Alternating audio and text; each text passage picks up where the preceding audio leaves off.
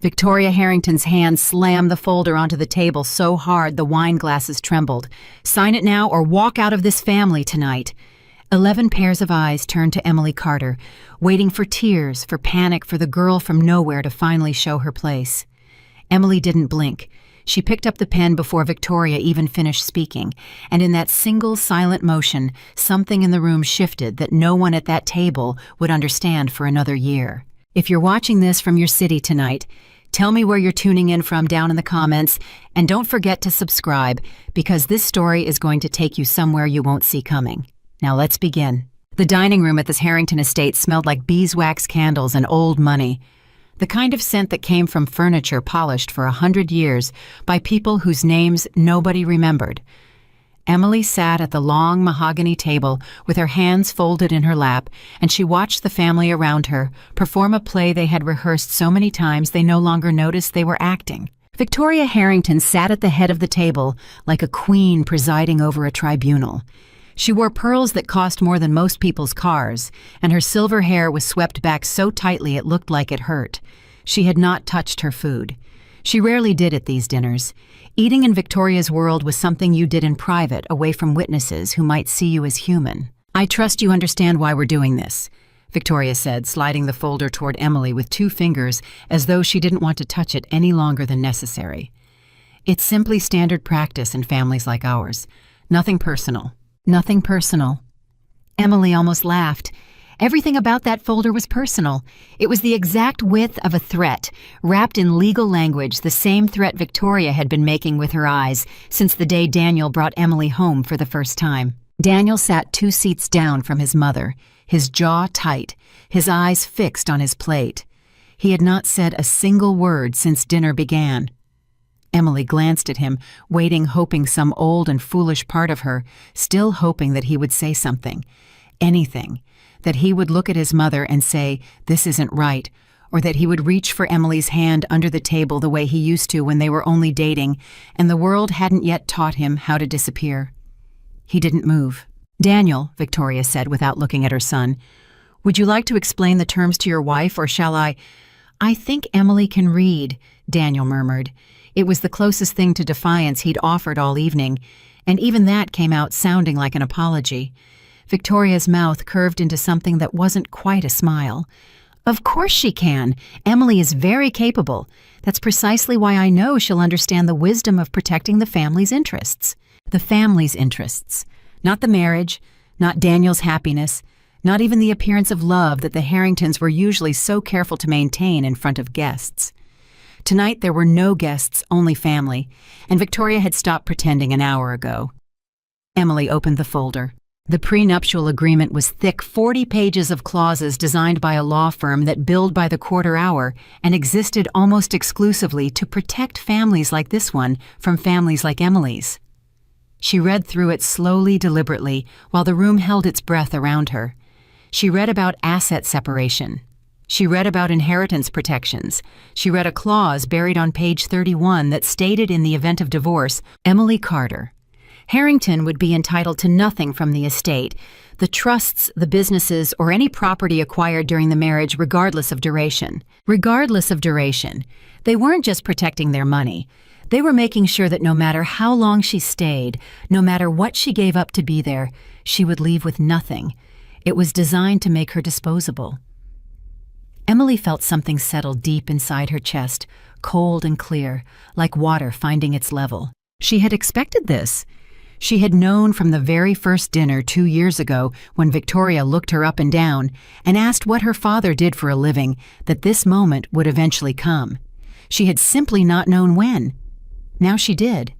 She reached for the pen sitting beside the folder, the same pen Victoria had clearly placed there in advance, confident of the outcome. "Emily," Daniel said quietly, finally looking at her, "you don't have to—" "I want to," Emily said. Her voice was calm, steady. It didn't waver the way Victoria had expected it to. Around the table, several of the extended family members exchanged glances.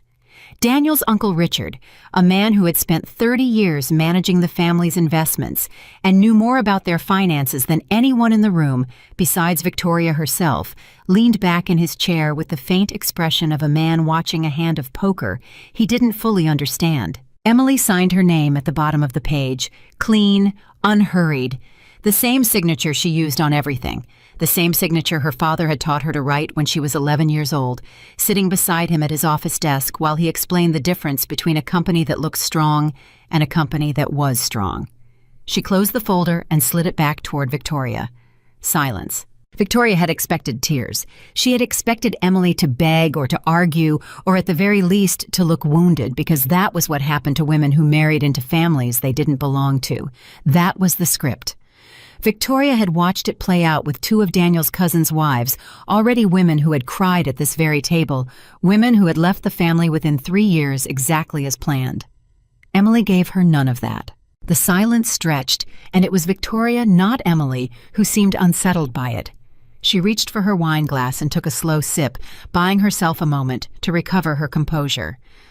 "Well," Victoria said finally, "that was easier than I expected." "Was it what you wanted?" Emily asked. The question hung in the air, simple and direct, and somehow more unnerving than any protest could have been. "I want what's best for this family," Victoria said. "So do I," Emily said. And there was something in the way she said it, some quiet weight beneath the words that made Victoria's fingers tighten slightly around the stem of her glass. Daniel's father, Thomas Harrington, cleared his throat from the far end of the table. He was a quieter presence than his wife, a man who had built his career managing the appearance of wealth rather than the substance of it, and he rarely spoke at these gatherings unless forced to. "Shall we move on to dessert?" he offered in the tone of a man desperate to change the subject. The rest of the dinner passed the way most Harrington dinners did, with careful conversation about charity galas and golf memberships and which university the youngest cousin would be attending in the fall. Emily participated when spoken to and said little otherwise. She had learned over 2 years of marriage that the less she said at this table, the more she heard. It was nearly 10 o'clock when the dinner finally ended, and Emily and Daniel walked out to the car in silence. The estate stretched behind them 300 acres of manicured lawns and century-old oaks. The main house, lit up like something out of a magazine, spread warm gold light, spilling from every window, as though the family inside had nothing to hide. Daniel didn't speak until they were both in the car.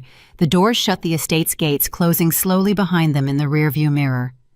"I'm sorry," he said. "For what?" Emily asked. "For all of it. My mother, the prenup. I should have said something." "You could have," Emily said. She wasn't angry. That was the strange part even to herself. She had expected to feel angry, and instead she felt something quieter, something that had been building in her for months, and had finally tonight crossed some invisible threshold into certainty. "I didn't want to make things worse," Daniel said. "For who?" He didn't answer. Emily looked out the window at the dark trees rushing past, and she thought about her father who had died 3 years earlier after spending his entire career restructuring companies that looked healthy on paper and were rotting underneath. He used to tell her that the biggest lie in business wasn't a lie people told out loud, it was the lie of appearance. A company could look profitable for years while it was quietly bleeding out, propped up by debt nobody outside the boardroom ever saw. He had also told her something else, something she hadn't thought about in years until tonight. Every fortress has a door, Emily. People spend so much time admiring the walls they forget somebody built a door. Find the door. She thought about this prenup sitting in that folder, 40 pages designed to protect an empire that Victoria Harrington clearly believed was untouchable. She thought about the ease with which Victoria had slid it across the table, the confidence in her eyes, the certainty that Emily would simply comply and disappear when the time came, just like the others. "They think I'm the one with nothing to protect," Emily thought. "They have no idea what I've been building." "You're quiet," Daniel said, glancing at her. "I'm thinking," Emily said. "About the prenup. About a lot of things." He reached over and took her hand, and for a moment she let him, though something in her had already begun pulling away some part of her that had signed that document tonight, not as an act of surrender, but as the opening move of something Daniel Harrington did not yet know was being played. The Harrington estate had been in the family for 4 generations. It had survived 2 recessions, a divorce scandal in the 70s, and a fire in the East Wing that had made national news back when Thomas's father still ran the family's textile business. To the outside world, it looked eternal, the kind of property that would still be standing long after everyone currently living in it had died and been replaced by their children. Emily had grown up nothing like this. Her father, Robert Carter, had worked for a mid-sized firm in Ohio that specialized in corporate restructuring, the unglamorous work of walking into failing companies and telling their owners the truth nobody wanted to hear. He wasn't wealthy, not by the Harrington standards, but he was precise, methodical, and quietly brilliant in a way that never sought attention. He used to bring Emily to his office on weekends when she was a teenager, sitting her down with stacks of financial statements and teaching her patiently how to read the story hidden underneath the numbers. "Anyone can read a balance sheet," he told her once. "The real skill is reading what's missing from it." Emily had absorbed every lesson without fully understanding at the time that her father was preparing her for something. It wasn't until years later, after his death, after she had spent 2 years married into a family that looked at her like an intruder in her own home, that she understood exactly what he had given her. The Harringtons saw a woman who had married up. They saw a girl from Ohio who had gotten lucky, who didn't understand old money, who would eventually be grateful for whatever scraps of tolerance the family offered her.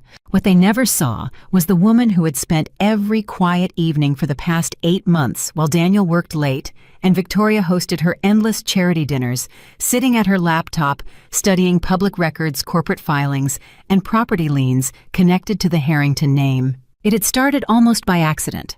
A conversation overheard at a family gathering, a passing comment from Thomas about a loan he was refinancing, a strange tension in the air whenever certain business matters came up at dinner. Emily's instincts, trained by years at her father's side, had picked up on details the rest of the family either didn't notice or chose not to see. The estate, it turned out, was not the untouchable fortress it appeared to be. Over the following months, Emily discovered a web of financial decisions that painted a very different picture from the one the Harringtons presented to the world. The 300 acres of pristine grounds were maintained on a shrinking operating budget. Several of the family's investment properties, once profitable, had been quietly sold off over the past decade to cover losses from a failed hospitality venture Thomas had championed in the early 2000s. There was debt, substantial debt restructured multiple times and buried under layers of holding companies designed to keep the family name separated from the numbers. Emily didn't tell Daniel any of this. She didn't tell anyone.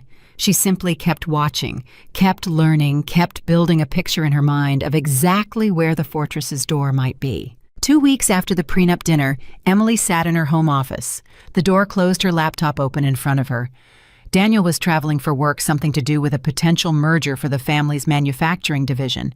And the house was quiet in the particular way that Emily had come to appreciate over the past 2 years. Quiet enough to think. Her phone buzzed, a text from Victoria. "Lunch on Thursday. The Harrington Foundation Gala Committee needs to finalize the guest list, and I'd like your input on the seating arrangements." Emily stared at the message for a long moment. Victoria rarely asked for her input on anything. This was new. She typed back a brief confirmation and set the phone down, returning her attention to the documents spread across her screen. She had spent the last several weeks tracing the ownership structure of a company called Meridian Holdings Group, a name that had appeared repeatedly in property records connected to a piece of land adjacent to the Harrington estate. It had taken careful digging to connect Meridian to the Harringtons, at all 3 layers of shell companies removed, but Emily's father had taught her exactly how to follow that kind of trail. What she found confirmed something she had suspected for weeks. The Harrington family didn't simply owe money to a bank. They owed money indirectly through a structure so convoluted it would take a forensic accountant months to untangle, to a private lending group that had quietly acquired distressed debt from the failed hospitality venture years earlier. That debt was secured in part against certain assets connected to the estate itself. Not the estate outright. The Harringtons were far too careful for that, but close enough that the right kind of pressure applied at the right point could create serious problems for a family that had spent generations building an image of untouchable stability. Emily leaned back in her chair, her heart beating a little faster than she wanted to admit. This was the door. She thought about closing the laptop right then, about telling herself this was a line she shouldn't cross, that whatever resentment she carried toward Victoria and the family's casual cruelty didn't justify what she was contemplating. But then she thought about the prenup, about the exact wording of that clause on page 31, regardless of duration, and about the look in Victoria's eyes when she slid that folder across the table like she was handing Emily a leash. They had made their intentions clear. Emily was disposable, a placeholder, a woman who would eventually be replaced quietly and efficiently the moment Daniel's family decided she no longer served a purpose. Fine, Emily thought. Let them believe that. She opened a new browser tab and began researching corporate law firms outside of Westchester County, firms with no connection to the Harrington name firms, discreet enough to help a private individual acquire distressed debt without drawing attention to who was actually behind the purchase. It would take money. Not an enormous amount, not yet, but enough that Emily would need to be careful about where it came from. She had her own savings, modest but not insignificant, built up over years of working as a financial analyst before she married Daniel, a career she had quietly continued in a reduced capacity, even after the wedding, much to Victoria's visible disapproval. Financial analyst was not, in Victoria's opinion, an appropriate occupation for a Harrington wife. Emily had kept working anyway. That decision, made 2 years earlier out of nothing more than stubborn pride, was about to become the foundation of everything that followed. Thursday's lunch with Victoria took place at a private club in Manhattan, the kind of place where the maitre d' knew Victoria's name and the wine list didn't include prices. Emily arrived on time. Victoria arrived 7 minutes late, a habit Emily had come to recognize as a small, deliberate assertion of dominance. "I'm so glad you could make it," Victoria said, settling into her chair with the practiced grace of a woman who had never once worried about how she looked doing anything. "I wanted to discuss the gala seating, but honestly, Emily, I also wanted to check in with you." "Check in?" "About the prenup. I know these things can feel cold clinical. I want you to understand it isn't personal." Victoria's tone carried the faint performative warmth of someone reciting a line she had used many times before. Daniel's grandmother insisted on the same arrangement with his grandfather's first wife. It's simply how families like ours protect what we've built. "I understand completely," Emily said. Victoria studied her for a moment, searching for some crack in the composure, some sign of the resentment she surely expected to find. She found none. "You're taking this remarkably well," Victoria said. "Would you prefer I didn't—" The question caught Victoria slightly off guard, a flicker of something crossing her face before she recovered. "I simply expected more emotion. Most young women in your position would." "I'm not most young women," Emily said, and smiled a small, unreadable smile that Victoria would think about more than once over the coming months without quite understanding why it unsettled her. They moved on to discussing the gala, an annual fundraiser hosted by the Harrington Foundation that drew nearly 200 guests from the upper echelons of Westchester and Manhattan society. Victoria spoke at length about the seating chart, about which donors needed to be placed, near which board members, about the delicate diplomacy required to keep certain rival families from sitting too close to one another. Emily listened, nodded, offered occasional suggestions, and all the while she catalogued names. Board members, major donors, family friends who sat on the boards of banks and investment firms. It was, she realized, an extraordinary amount of information being handed to her freely over salad and sparkling water by a woman who had no idea she was arming her enemy. "You seem distracted," Victoria said at one point. "Just thinking about the flowers," Emily said smoothly. "Peonies or hydrangeas for the centerpieces." Victoria brightened instantly, launching into a 10-minute discussion of floral arrangements, and Emily let her grateful for the redirection. By the time lunch ended, Emily had learned more about the Harrington Foundation's board structure, and by extension the family's broader financial network, than she had in the previous 6 months combined. She thanked Victoria for lunch, embraced her with the appropriate amount of warmth for the club's watching staff, and walked out onto the street feeling something she hadn't felt in years. Momentum. Over the following 2 months, Emily worked methodically, the same way her father had taught her to approach a failing company quietly without alerting the people whose failure you were documenting.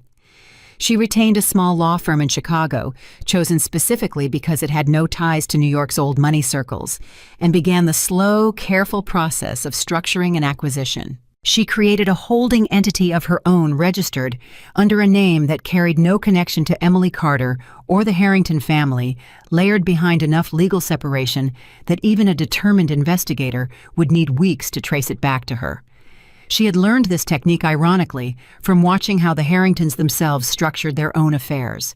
If a family could hide their debt behind shell companies to protect their reputation, Emily could use the same architecture to hide her acquisition of that debt. The lending group holding the distressed debt from the failed hospitality venture was based in Chicago, a private equity firm called Ashford Capital Partners that specialized in acquiring troubled loans at a discount and either restructuring them for profit or, when the borrower proved uncooperative, using the leverage to force a favorable settlement.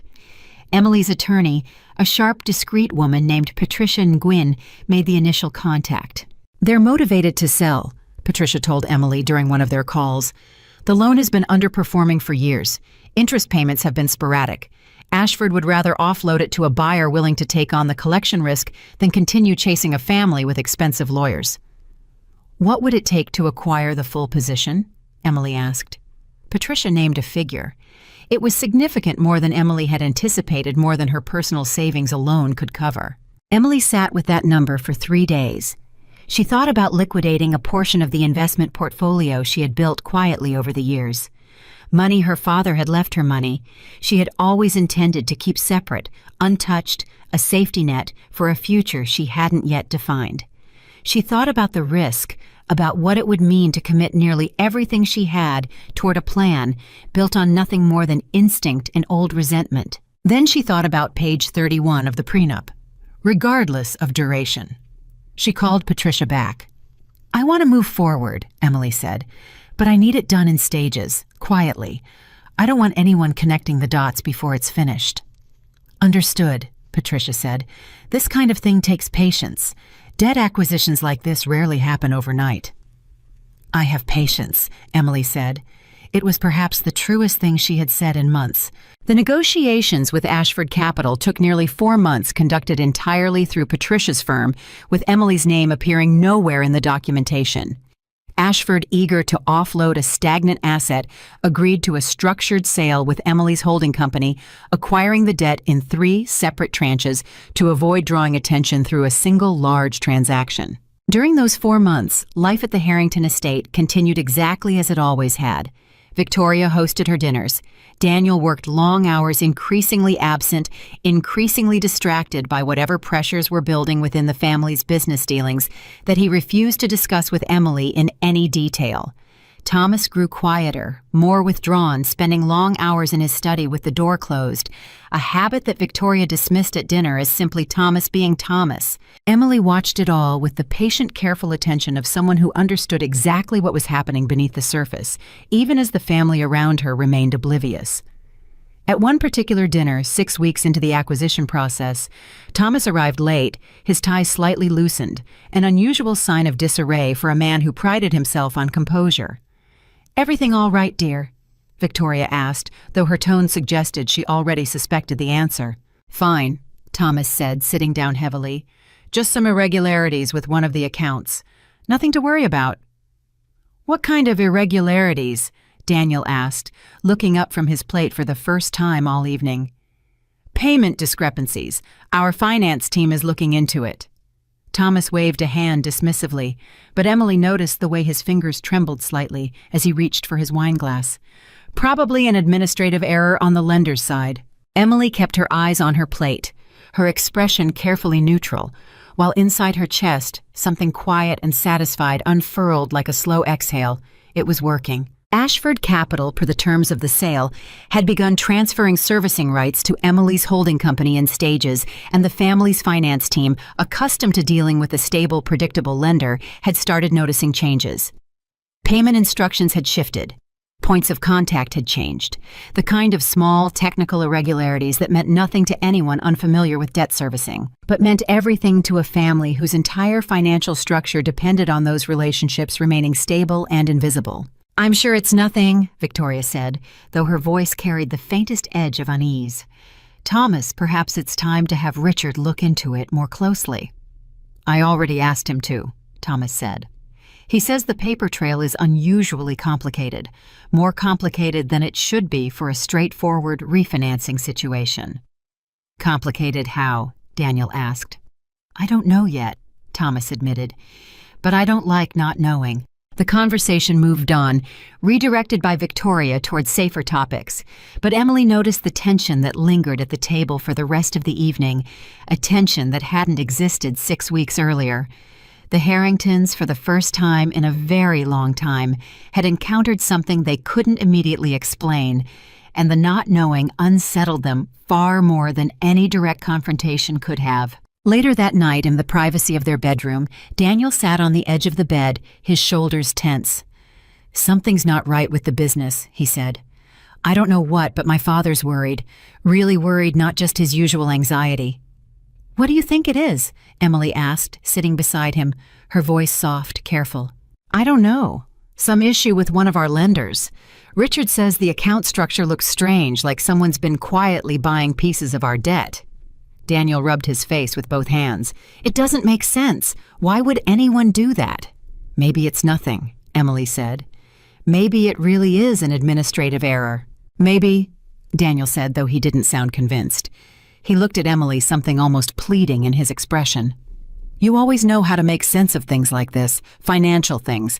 Could you take a look at some of the documents if I bring them home, just to see if anything jumps out? For a moment, something in Emily nearly cracked. The old part of her, the part that had married Daniel because she loved him, because she believed once foolishly that love could be enough to bridge the distance between her world and his, wanted to reach for him, to tell him everything, to warn him before it was too late. But she thought of the prenup. She thought of Victoria's cold, satisfied expression as she slid that folder across the table. She thought of 2 years spent being tolerated rather than embraced, being useful rather than valued, being seen as a placeholder that could be discarded the moment convenience demanded it. Of course, Emily said, instead her voice warm, steady, betraying nothing. Bring me whatever you have. I'll take a look. Daniel exhaled some of the tension, leaving his shoulders grateful, unaware that he had just handed his wife a direct line into exactly how much the family already suspected and exactly how much time she had left before the truth surfaced on its own. Emily lay awake long after Daniel fell asleep beside her, staring at the ceiling, listening to the quiet sounds of a house that had never fully felt like hers. She thought about her father, about the office in Ohio, about the stacks of financial statements he used to spread across his desk. Anyone can read a balance sheet. The real skill is reading what's missing from it. She thought about Victoria's voice at that first dinner, cold and precise, nothing personal. She thought about the clause on page 31 about the word disposable that no one had spoken aloud, but that had been written into every line of that document regardless. Somewhere beneath her 300 acres of manicured lawns and century-old oaks sat silent under the night sky, a fortress the Harringtons believed had stood for generations and would stand for generations more. They had no idea the door was already open. And Emily, staring into the darkness above her, felt something settle inside her that was neither anger nor triumph, but something quieter, something that had been building since the moment she picked up that pen and signed her name without a single tear. Clarity. The acquisition would be complete within weeks, and when it was, the Harringtons would finally understand exactly what they had handed her the night they thought they were protecting themselves. They had built their empire on the assumption that no one outside the family would ever look closely enough to find the door. They had never imagined the door had already been opened quietly, patiently, by the woman sitting silently at the end of their table, the one they had mistaken for 2 long years for someone who had nothing to offer but her silence. Daniel came home the following night with a leather briefcase Emily had never seen him carry, before the kind of case that belonged to lawyers and accountants, not to a man who spent his days negotiating shipping contracts for the family's manufacturing division. He set it on the kitchen counter like it might bite him. "These are copies," he said. "Richard doesn't know I took them. If my father finds out—" "He won't find out from me," Emily said. She meant it in a way Daniel couldn't possibly understand, and she hated just slightly how easily the words came out of her mouth. She had spent 2 years learning to speak in half-truths at that dinner table, and now the skill had followed her home into the one place she had always tried to keep honest. Daniel opened the briefcase and spread the papers across the counter. Loan statements, servicing notices, a tangle of correspondence between the family's finance office and a lender identified only by an account number, no name attached to any of it. Emily recognized the formatting immediately. She had built it herself through Patricia's firm specifically so that anyone looking at it would find nothing but dead ends. Richard says the servicing rights transferred 3 times in the last 2 months, Daniel said, running a hand through his hair. 3 times. Do you know how unusual that is? Debt doesn't just move around like that unless somebody's buying it up on purpose. Buying it up for what reason? Emily asked, keeping her voice light, curious, the voice of a wife trying to help her husband make sense of something frightening. That's what nobody can figure out. Daniel sat down heavily at the counter, staring at the papers like they might rearrange themselves into an answer if he looked hard enough. Richard thinks it might be a competitor, someone trying to get leverage over my father before a merger. He thinks it could be corporate sabotage. Emily picked up one of the servicing notices, scanning it slowly, buying herself a moment to steady her breathing. Corporate sabotage. If that was the story taking shape in Richard's mind, it was a story that led nowhere near her, and that was for now exactly what she needed. "Has your father called the bank directly?" she asked. "Sometimes these transfers are just portfolio management.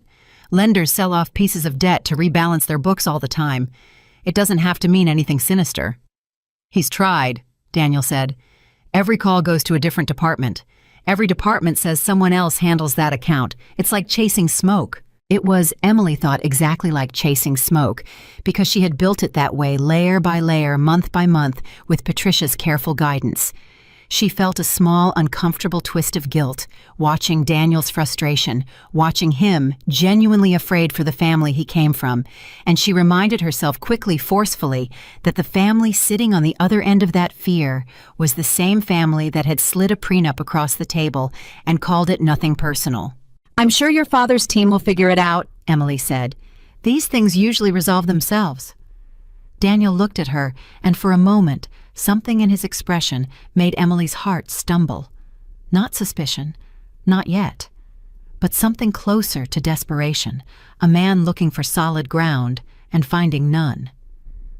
"I just have this feeling," he said quietly, "like something's coming, like we're standing on ice and nobody can tell how thick it is." Emily reached over and covered his hand with hers, and the gesture was not entirely a lie because some part of her did still care what happened to him, even now, even after everything. "Whatever happens," she said, "you'll get through it. Your family always does."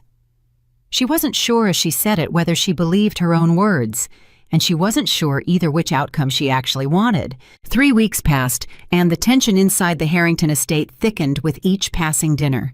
Thomas grew visibly older during that stretch, the lines around his eyes deepening, his once immaculate posture beginning to stoop under a weight none of them could name out loud. Victoria compensated the way she always did, by hosting more entertaining, more filling the house with noise and laughter, designed to paper over the cracks nobody wanted to acknowledge. At one Sunday brunch with the extended family gathered on the estate's east terrace, Victoria raised her champagne glass and announced with forced brightness that the Harrington Foundation Gala would proceed as planned in 6 weeks' time. "Bigger than ever this year," she said.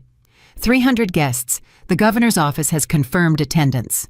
Emily watched the family's practice smiles the way everyone raised their glasses in unison, performing unity for an audience of no one but themselves. Daniel's cousin Whitney, seated beside Emily, leaned in with a conspiratorial whisper. "Have you heard what's going on with the accounts?" Whitney asked. "My father says it's serious. Like lawyer serious. I try not to get involved in business matters," Emily said carefully. "Smart," Whitney said, sipping her champagne. "Victoria would eat you alive if she thought you were poking around in family finances.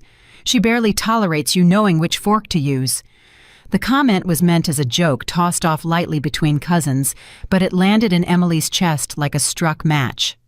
She smiled anyway, the way she had trained herself to smile at that family for 2 years, and said nothing, because saying nothing had become the sharpest weapon she owned. Later that afternoon, while the family lingered over dessert, Emily excused herself and walked the length of the estate's rear gardens past the rose beds Victoria had imported from a nursery in the Hudson Valley, past the old stone fountain that had stopped working sometime around Daniel's 12th birthday, and never been repaired because repairing it would have required admitting there wasn't budget for it. She had walked these gardens 100 times before, always as a guest, always as someone tolerated rather than welcomed. Her phone buzzed. Patricia. "We have a problem," Patricia said, her voice clipped professional, carrying just enough urgency to make Emily's stomach tighten. "What kind of problem?" "Richard Harrington hired an outside forensic accounting firm.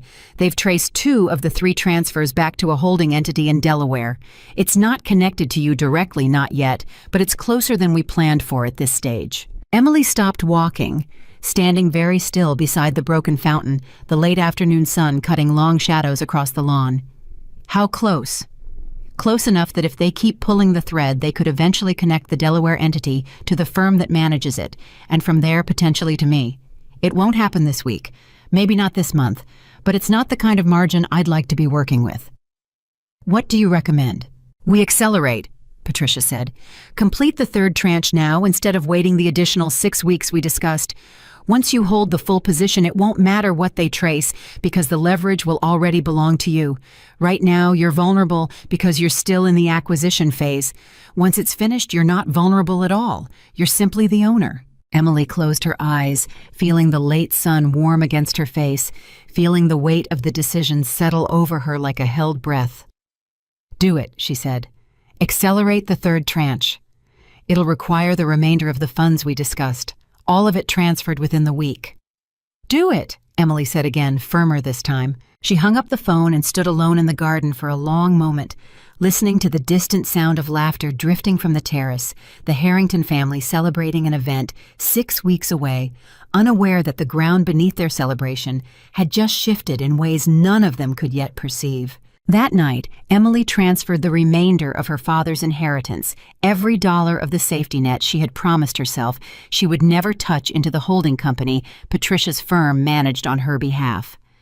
She did it alone in her home office, the door locked, the only light in the room coming from the glow of her laptop screen. Her hands did not shake.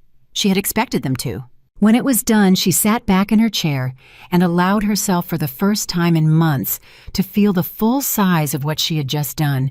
She owned the door now, all of it. The following week, Richard Harrington arrived at a family dinner with a leather folder of his own, thicker than the one Victoria had used to present the prenup, and the moment he set it on the table, the entire mood of the room shifted. Thomas looked pale. Victoria's carefully composed expression flickered just briefly into something raw. "I have an update," Richard said, "and I want everyone to stay calm." "Just say it," Thomas said. The forensic team traced the debt transfers to a holding company registered in Delaware. The company has no public officers listed, no discoverable ownership records, and appears to have been structured specifically to prevent exactly this kind of tracing. Richard paused, glancing around the table. "Whoever is behind this knows exactly what they're doing. This isn't an accident, and it isn't a competitor making a clumsy move. This is deliberate, patient, and extremely well executed." "Who would do this to us?" Victoria asked, her voice sharper than Emily had ever heard it. "I don't know," Richard admitted. "But whoever it is, they now control a significant portion of the debt secured against portions of this estate. If they wanted to, they could call in payments, force renegotiation, or in a worst-case scenario initiate collection proceedings that could put pieces of this property at risk." The table went silent. Emily kept her eyes lowered, her expression arranged into the appropriate mixture of concern and confusion that a loyal daughter-in-law should display upon hearing such news. "How much of the debt do they control?" Daniel asked. Richard hesitated. "As of the most recent servicing transfer, all of it." The word landed like a dropped glass, shattering the last of the room's composure. Victoria's hand rose to her chest. Thomas closed his eyes. Daniel looked around the table, searching for some explanation, some anchor, and found none. "All of it," Thomas repeated hollowly. "All of it," Richard confirmed. "That's not possible," Victoria said. "We would have known. Someone would have told us." "Someone did," Richard said. "Me, right now." Emily felt the weight of the entire table's fear pressing into the room thick and suffocating, and beneath that fear quiet and unnoticed, she felt something that she immediately tried to suppress: satisfaction. She had built this, every piece of it methodically, patiently, exactly the way her father taught her, and now she was watching it detonate at the center of the family that had once slid a prenup across this very table and told her it wasn't personal. "What happens now?" Daniel asked, his voice tight. "Now we find out who's behind this," Richard said, "and we find out what they want." Victoria's eyes swept the table, sharp and calculating, as though she might find the answer written on one of their faces. Her gaze lingered on Emily for a fraction of a second longer than it lingered on anyone else, and Emily's pulse spiked. But Victoria's expression revealed nothing beyond generalized suspicion, the reflexive distrust of a woman who had never fully accepted an outsider into her family and was now searching for anyone to blame. "Emily," Victoria said slowly, "you worked in finance before you married Daniel, didn't you?" The question landed like a blade balanced on its point, and Emily felt every eye at the table shift toward her. "I was a financial analyst," Emily said, keeping her voice even, unbothered. "Nothing close to the scale of what Richard is describing." "Of course not," Victoria said, though something in her tone suggested the thought had lodged itself and would not easily be dislodged. "I only meant perhaps you might have some insight, some perspective on how these kinds of holding structures typically work." "I'm afraid I don't have the expertise for something this sophisticated," Emily said. "This sounds like it required real institutional resources, investment banking, private equity, that sort of thing." It was, Emily thought, a masterful piece of misdirection, offered with just enough humility to sound sincere, and she watched Victoria's suspicion visibly deflate, replaced by frustration directed elsewhere. "Then who," Victoria said, turning back to Richard, "has that kind of institutional backing and a reason to target this family?" "That's what the forensic team is working to determine," Richard said. "It could take weeks. This kind of structure is designed to resist exactly this kind of investigation." "Weeks," Thomas said, his voice barely above a whisper. "We don't have weeks. If this holding company decides to call in the debt or force a renegotiation at unfavorable terms, we could be looking at a liquidity crisis within days." "I understand the urgency," Richard said. "I'm doing everything I can." Victoria set down her wine glass with a controlled precision that somehow conveyed more fury than if she had slammed it. "Everything you can clearly hasn't been enough, Richard. This family has trusted you with our finances for 30 years. And in 30 years, Richard said, a rare flash of defensiveness crossing his face, "I've never seen an acquisition this carefully constructed. Whoever did this isn't some amateur trying to make a quick profit. They planned this for months, possibly longer. They understood our financial structure well enough to find the exact pressure point that would matter most." Emily kept her eyes on her plate, her heart hammering beneath a stillness she had spent 2 years perfecting. They had no idea how right Richard was. Dinner ended early that night, the family too shaken to maintain even the pretense of normal conversation. As guests departed, Daniel lingered near the front hall with Emily, his face drawn exhausted in a way she had never seen before. "I keep thinking about what Richard said," Daniel murmured as they walked to the car. "Someone who understood our financial structure well enough to find the pressure point. That's not random. That's someone who knows us, knows this family personally." Emily's chest tightened. "What are you saying?" "I don't know what I'm saying," Daniel admitted, running both hands through his hair. "I just keep going through everyone we know. Business partners, old rivals. My mother's had disputes with half the families in this county over the years. Any one of them could have a motive." "You think it's someone you know socially?" "I think it has to be," Daniel said. "A stranger wouldn't know enough to target us this precisely. It has to be someone close, someone who's been paying attention."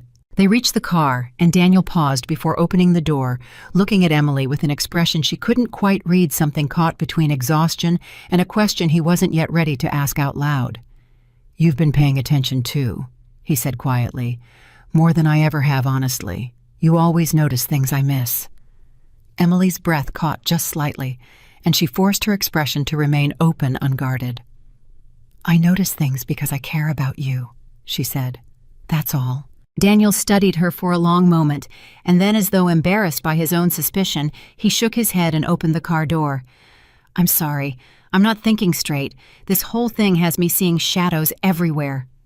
It's understandable, Emily said, sliding into the passenger seat, her pulse still racing beneath her calm exterior. Your family's under a lot of pressure. They drove home in silence, the estate's gates closing behind them in the mirror, and Emily stared out at the passing trees, replaying the conversation, recognizing how close Daniel had come, without even realizing it, to naming the truth sitting directly beside him. She would need to be more careful. The family was frightened, now frightened enough to start looking harder, and frightened people Emily knew from her father's lessons often stumbled onto truths they weren't consciously searching for. 2 days later, Victoria called an emergency meeting of what she referred to as the inner family, which excluded cousins and extended relations and included only Thomas Daniel Richard and, for the first time in Emily's memory, Emily herself. They gathered in Thomas's study, a room Emily had entered perhaps twice in 2 years of marriage, always briefly, always by accident.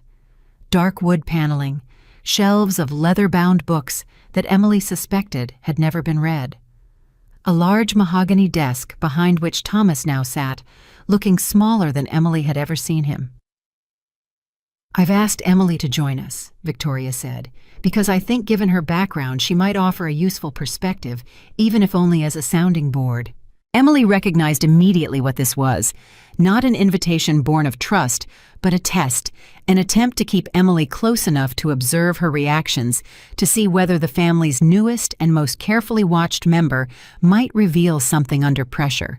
She accepted the seat offered to her with a calm, gracious nod, betraying nothing. "Richard, give us the latest," Thomas said. "The forensic team has hit a wall," Richard said grimly. The Delaware entity is managed by a law firm in Chicago, one with an ironclad reputation for client confidentiality. They won't disclose beneficial ownership without a court order, and obtaining that order would require us to file suit, which would make this entire situation public. Once it's public, the family's credit relationships, our reputation with other lenders, potentially even the foundation's donor base, could all be affected. "So we're trapped," Thomas said. "We can't find out who's doing this without exposing ourselves to the exact kind of scrutiny that could make things worse." "Essentially, yes," Richard said. Victoria's fingers drummed once against the desk, sharp and controlled. "Has anyone attempted direct contact, simply reaching out to the holding company and asking what they want?" "I sent an inquiry through the law firm 2 days ago," Richard said. No response yet. Emily, sitting quietly at the edge of the room, felt her pulse quicken. She knew about that inquiry. Patricia had forwarded it to her the previous morning, a carefully worded letter requesting a conversation regarding the debt position and the Harrington family's intentions to remain current on payments. Emily had told Patricia to hold off on responding, uncertain in that moment of exactly how she wanted this to unfold. "What if they never respond?" Daniel asked. "What if this is just meant to sit there, this threat hanging over us indefinitely with no resolution?" "Then we live with uncertainty," Thomas said heavily, "which frankly might be the entire point. Whoever did this may simply want us to feel exactly what we're feeling right now, powerless." The word hung in the room, and Emily felt its weight settle over her chest, heavier than she expected. Powerless. It was exactly the word she might have used to describe how she felt at that dinner table months earlier, signing her name to a document that told her in 40 pages of legal language that she meant nothing to this family beyond what convenience allowed. Now the Harringtons understood the feeling. And Emily discovered sitting quietly among them that watching them understand it did not feel as satisfying as she had once imagined it would. It felt instead complicated, heavy in a way she hadn't anticipated. "Emily," Victoria said suddenly, "you've been very quiet. Surely a financial analyst has some thoughts on all this." Every eye in the room turned toward her, and Emily felt the full weight of the moment pressing down a test she could not afford to fail. "I think," Emily said slowly, choosing each word with the precision her father had taught her, "that whoever is behind this clearly has significant resources and significant patience. People don't structure acquisitions this carefully unless they're planning for the long term. I'd guess they're not looking for a quick payout. I'd guess they're looking for control." The room absorbed this in silence. "Control of what?" Thomas asked. "I don't know." Emily said, which was in its own strange way almost true, because even she hadn't fully decided yet what the endgame would look like. But I'd be cautious about assuming this is only about money. If it were only about money, they'd have already made contact demanding a settlement. The silence itself might be telling you something. Richard leaned forward, studying Emily with new interest. That's actually a sharp observation. If they wanted a quick financial win, we'd have heard from them by now. The silence suggests something more deliberate. Deliberate how? Victoria asked, a thread of alarm entering her voice. I don't know, Emily repeated. And this time it was entirely true, because the truth was that Emily herself did not yet know what she wanted the ending to look like. She knew only that she held the leverage now complete and total, and that somewhere beneath the fear currently gripping this family, there existed a decision she alone would eventually have to make. The meeting ended without resolution, the family no closer to identifying their adversary than they had been an hour earlier, and as they filed out of the study, Victoria caught Emily's arm gently, an unusual gesture of familiarity that Emily had never once experienced from her mother-in-law. Thank you for your input tonight, Victoria said, and there was something almost vulnerable in her voice, a crack in the armor Emily had never seen before. I know I haven't always made you feel welcome in this family. Emily felt something twist painfully in her chest, an unwanted flicker of guilt threatening to surface. Victoria, I mean it, Victoria said, and for the first time in 2 years she looked directly at Emily, not with suspicion or condescension, but with something closer to genuine fear. I've built my entire life around protecting this family, this name, this legacy, and right now, for the first time, I don't know how to protect it. I don't know who's coming for us or why or what they want, and that terrifies me more than anything ever has. Emily stood very still, watching the woman who had slid a prenup across the dinner table with cold, deliberate cruelty, now standing before her small and frightened, asking in her own indirect way for reassurance. We'll figure it out, Emily said quietly. It was, she would later realize, the closest she ever came to telling Victoria the truth in that moment, and she would spend weeks afterward wondering whether some deeper part of her had wanted Victoria to hear it, to understand, before the final reckoning arrived, exactly who had been sitting at her table all along. But that night, Emily said nothing more. She walked out of the study down the long hallway, lined with portraits of Harringtons who had never once had to fight for anything, and out into the cool evening air, carrying inside her the full weight of the empire she now quietly controlled. Somewhere behind her, in that same estate, Thomas sat alone at his desk long after everyone else had gone to bed, staring at numbers that no longer made sense to him, searching for a name he would not find, while 300 acres of land his family had protected for 4 generations sat exposed for the first time in its history to a threat it could neither see nor understand. And somewhere in that darkness, Emily Carter, the woman they had once dismissed as lucky to have married, inhaled the only key that mattered, waiting with the same patient stillness her father had taught her years ago in a modest office in Ohio, for the exact moment when showing her hand would finally mean something. Patricia called on a Tuesday morning, and the moment Emily heard the tone in her voice, she knew something had shifted. They responded, Patricia said.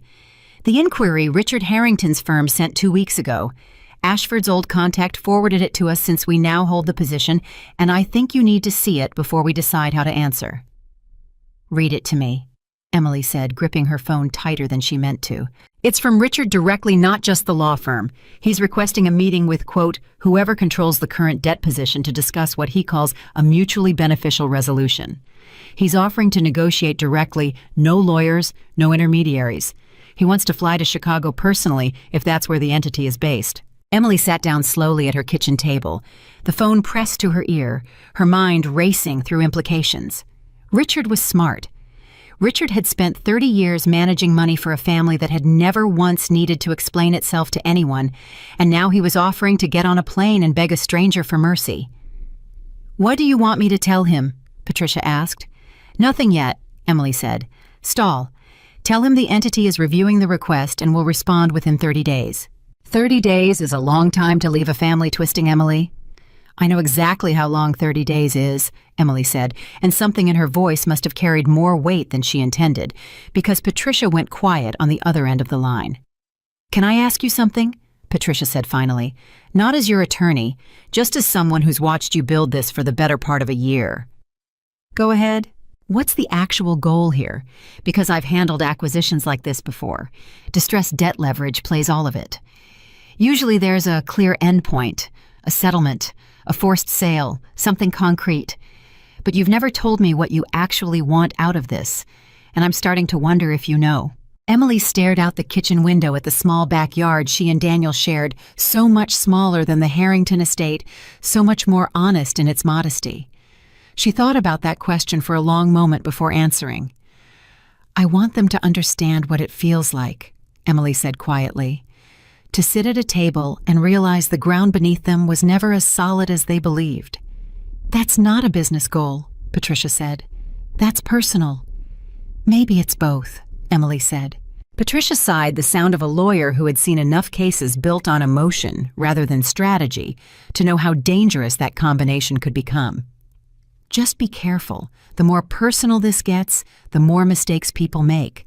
And you've been flawless so far. Don't let feelings be the thing that finally trips you up. Emily promised she would be careful, and she meant it when she said it, though she would come to realize in the weeks that followed exactly how difficult that promise would be to keep. 3 days later, Daniel came home from work early, something he almost never did, and Emily knew immediately from the set of his shoulders that something had changed. My father wants to sell the East Wing, Daniel said, dropping his keys onto the counter with more force than necessary. The historic section of the estate, the part that's been in the family since before the Civil War. Emily felt something cold settle in her stomach. Sell it to who? A preservation group. They've apparently been trying to buy it for 20 years, and my father always refused. Now he's meeting with them next week. Daniel sat down heavily, rubbing his temples. He says it's the only way to raise enough liquidity to satisfy the debt if this mystery lender decides to call in the full balance. He's talking about selling pieces of the estate, Emily. My grandmother's estate. That sounds extreme, Emily said carefully, though inside her mind was already calculating the implications. She hadn't called in the balance. She hadn't made a single demand. Thomas was preparing to dismantle his own family's legacy based on fear alone, based on the sheer terror of not knowing what was coming. It is extreme, Daniel said. It's also apparently necessary. Richard ran the numbers. If the lender decides to be aggressive, calls the loan force's immediate repayment, we don't have the liquid assets to cover it without selling something. And selling the manufacturing division would take months, maybe longer, given market conditions.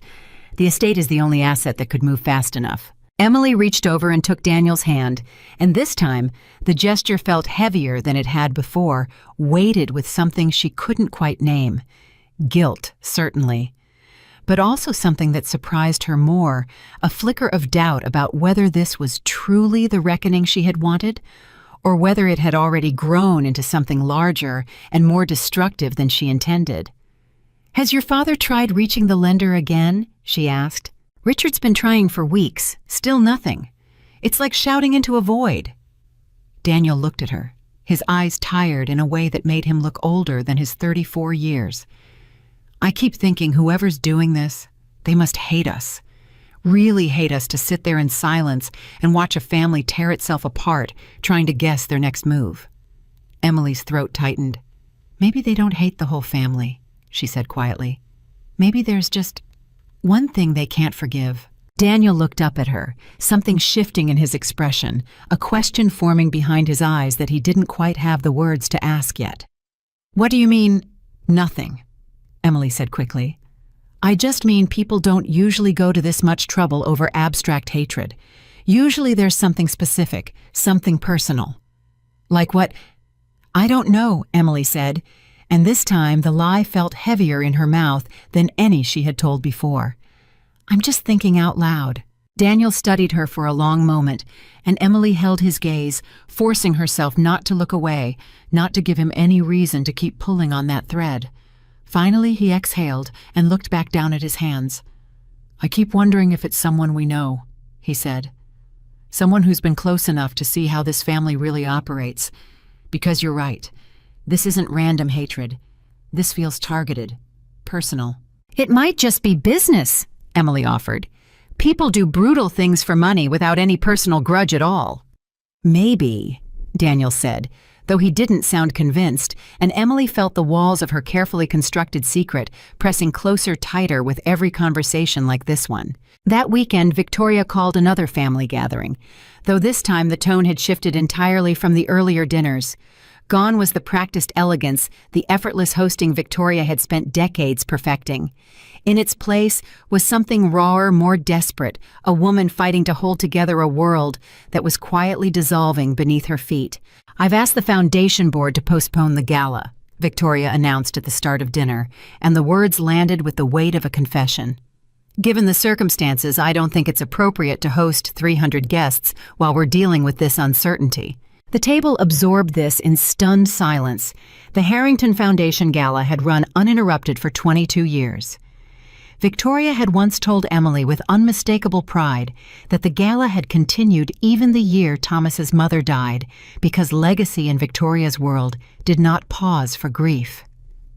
"Mother," Daniel said carefully, "are you sure that's necessary? Canceling the gala will draw attention. People will ask questions." "People are already asking questions," Victoria snapped, and then catching herself softened, though the effort visibly cost her something. "I'm sorry, I don't mean to raise my voice.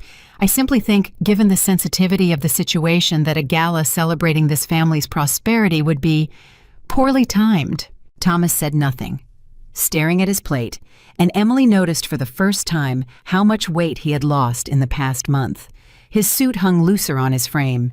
His hands, when he reached for his water glass, moved with a slight, unfamiliar tremor. "Has there been any progress at all?" Whitney asked from further down the table, her earlier lightness entirely gone. "None," Richard said grimly. "We've retained additional counsel to explore legal options, but without knowing who we're dealing with, our options are limited. We could file suit against the holding entity, directly force disclosure through the courts, but that process could take a year or more, and the moment we file, this entire situation becomes public record. Every bank we do business with, every partner, every donor to the foundation would see it." "And if we don't file suit?" Daniel asked. "Then we wait," Richard said, "and hope whoever's holding this leverage decides to use it in a way we can negotiate, rather than a way that destroys us outright." Emily sat very still through this exchange, watching the family she had spent 2 years being tolerated by now unravel in real time, and she felt the full complexity of what she had built, pressing down on her chest. She had wanted them to feel powerless. She had wanted Victoria to understand viscerally what it felt like to sit at a table and realize the ground was never as solid as it appeared. She had not fully anticipated what it would feel like to watch Thomas's hands shake, or to hear Victoria's voice crack, or to see Daniel age years in the span of a few weeks, carrying a fear he didn't even fully understand. "I need some air," Emily said, suddenly standing from the table. "Emily." Daniel started to rise. "I'm fine," she said. "I just need a minute." She walked quickly through the house, out through the side door that led to the rear gardens, and stood alone beneath the darkening sky, breathing hard, her hands pressed against her stomach, as though she could physically hold herself together. Footsteps approached behind her. She turned, expecting Daniel, and found Victoria instead standing a few feet away, her arms wrapped around herself against the evening chill. "Are you all right?" Victoria asked, and the question carried none of its usual formality. It sounded for the first time Emily could remember entirely genuine. "I'm just worried," Emily said, "for all of you." Victoria studied her for a long moment, and something in her expression softened further, cracking open in a way Emily had never witnessed in 2 years of marriage. "You know," Victoria said quietly, "when Daniel first brought you home, I'll admit I didn't think you'd last. I thought you'd realize how difficult this family could be, how much this world expects of the people who marry into it, and you'd leave within a year." "I know," Emily said. "But you stayed," Victoria continued, "through every dinner where I made you feel small, through the prenup, through all of it. And now watching you tonight, genuinely upset on our behalf, I find myself wondering if I misjudged you entirely." Emily felt something crack inside her chest, sharp and sudden, a pain she hadn't prepared herself for. Victoria, I mean it, Victoria said, reaching out and in a gesture so unexpected that Emily nearly flinched, taking her hand.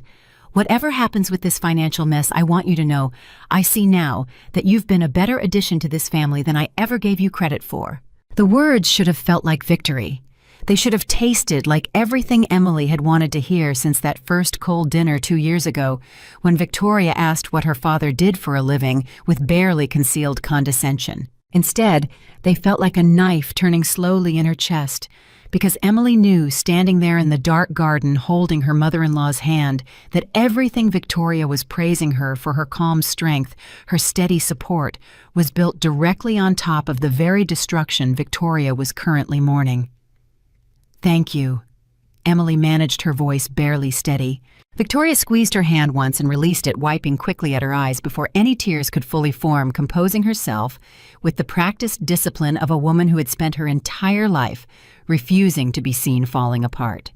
"We should go back inside. Thomas will worry."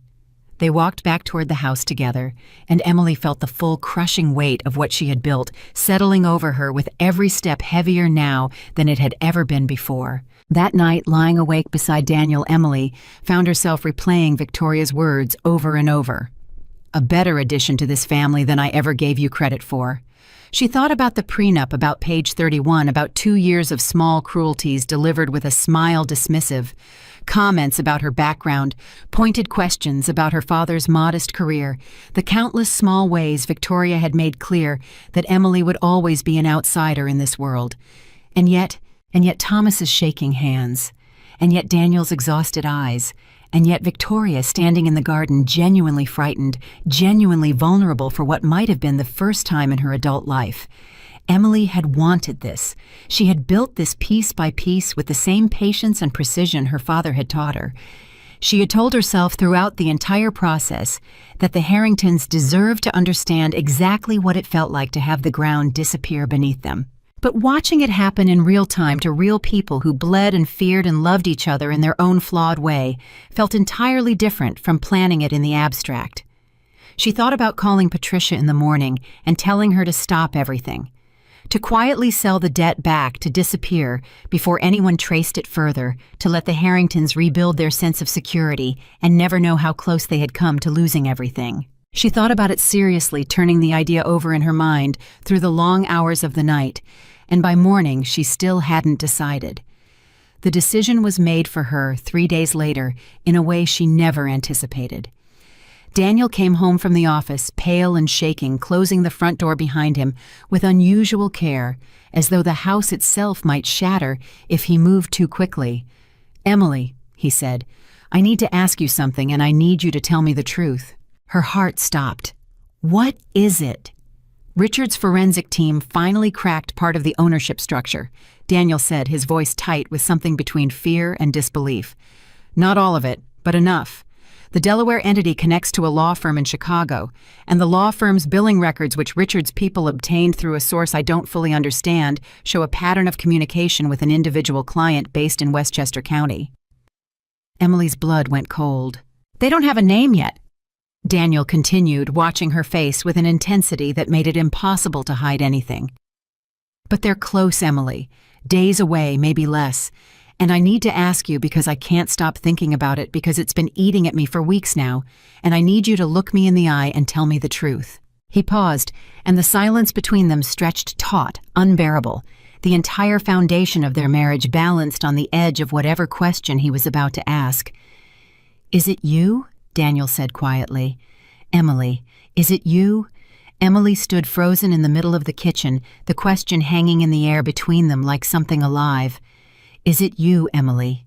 Is it you?" She could feel her own pulse in her throat thicken fast, and for one terrible second, every carefully constructed sentence she had prepared for exactly this moment, months ago in the quiet of her home office, evaporated completely. She had rehearsed this. She had told herself over and over that if this moment ever came, she would be ready. She was not ready.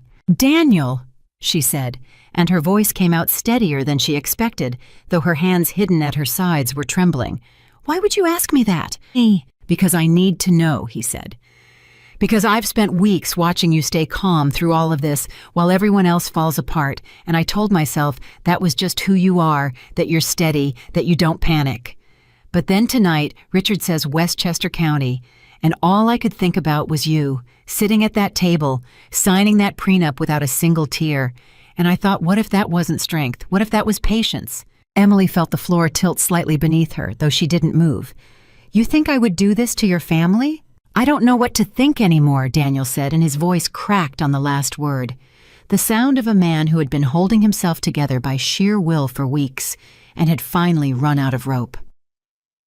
I think about the prenup, and I think about how humiliating that must have been for you. And I think if it were me, if someone did that to me, I might want them to feel exactly what they made me feel. So this is about revenge in your mind, Emily said. You think I'm capable of destroying your entire family because your mother made me sign a piece of paper. I don't know what you're capable of, Daniel said. That's the problem. I've been married to you for 2 years, and I realize right now, standing in this kitchen, that I don't actually know. The words landed harder than anything Victoria had ever said to her, harder than the prenup, harder than 2 years of small dismissals delivered with a smile. Because this wasn't Victoria. This was Daniel. The man she had once believed would stand between her and his family's cruelty, the man who had failed to do that at every single dinner, and who was now standing in front of her, finally paying attention, finally asking the right questions, at exactly the moment when the truthful answer would end everything. Look at me, Emily said quietly, and Daniel did, his eyes red-rimmed, searching her face for something he desperately needed to find. I married you because I loved you, not your family's money, not your family's name. You. That's not an answer, Daniel said. That's a deflection. I asked you a direct question. Emily felt something inside her chest split open, 2 years of swallowed anger and buried grief and quiet, patient calculation, all rising at once, fighting against the discipline she had spent months building. She thought about her father, about the office in Ohio, about the lessons he had given her that had led directly to this moment. She thought about lying to Daniel's face one more time, the way she had lied to him for months already. And she found standing there that she couldn't do it. Not fully, not anymore. What if I told you, Emily said slowly, that I know things about your family's finances that would explain how easy it was for someone to find that pressure point? What if I told you I've spent months watching your mother, listening at dinners, noticing things nobody else in this family was paying attention to? Daniel went very still. That's not an answer either. It's the closest thing to an answer I can give you right now, Emily said, her voice shaking now despite every effort to control it. Because the truth is complicated, Daniel. The truth isn't a simple yes or no. Emily. Her name came out of him like something breaking. Please, just tell me. For a long moment, neither of them moved. The kitchen felt enormous and suffocating at once. The space between them stretched thin as glass, and Emily understood that whatever she said next would determine everything that followed. Not just for her marriage, but for the entire architecture of leverage and consequence she had spent the better part of a year constructing.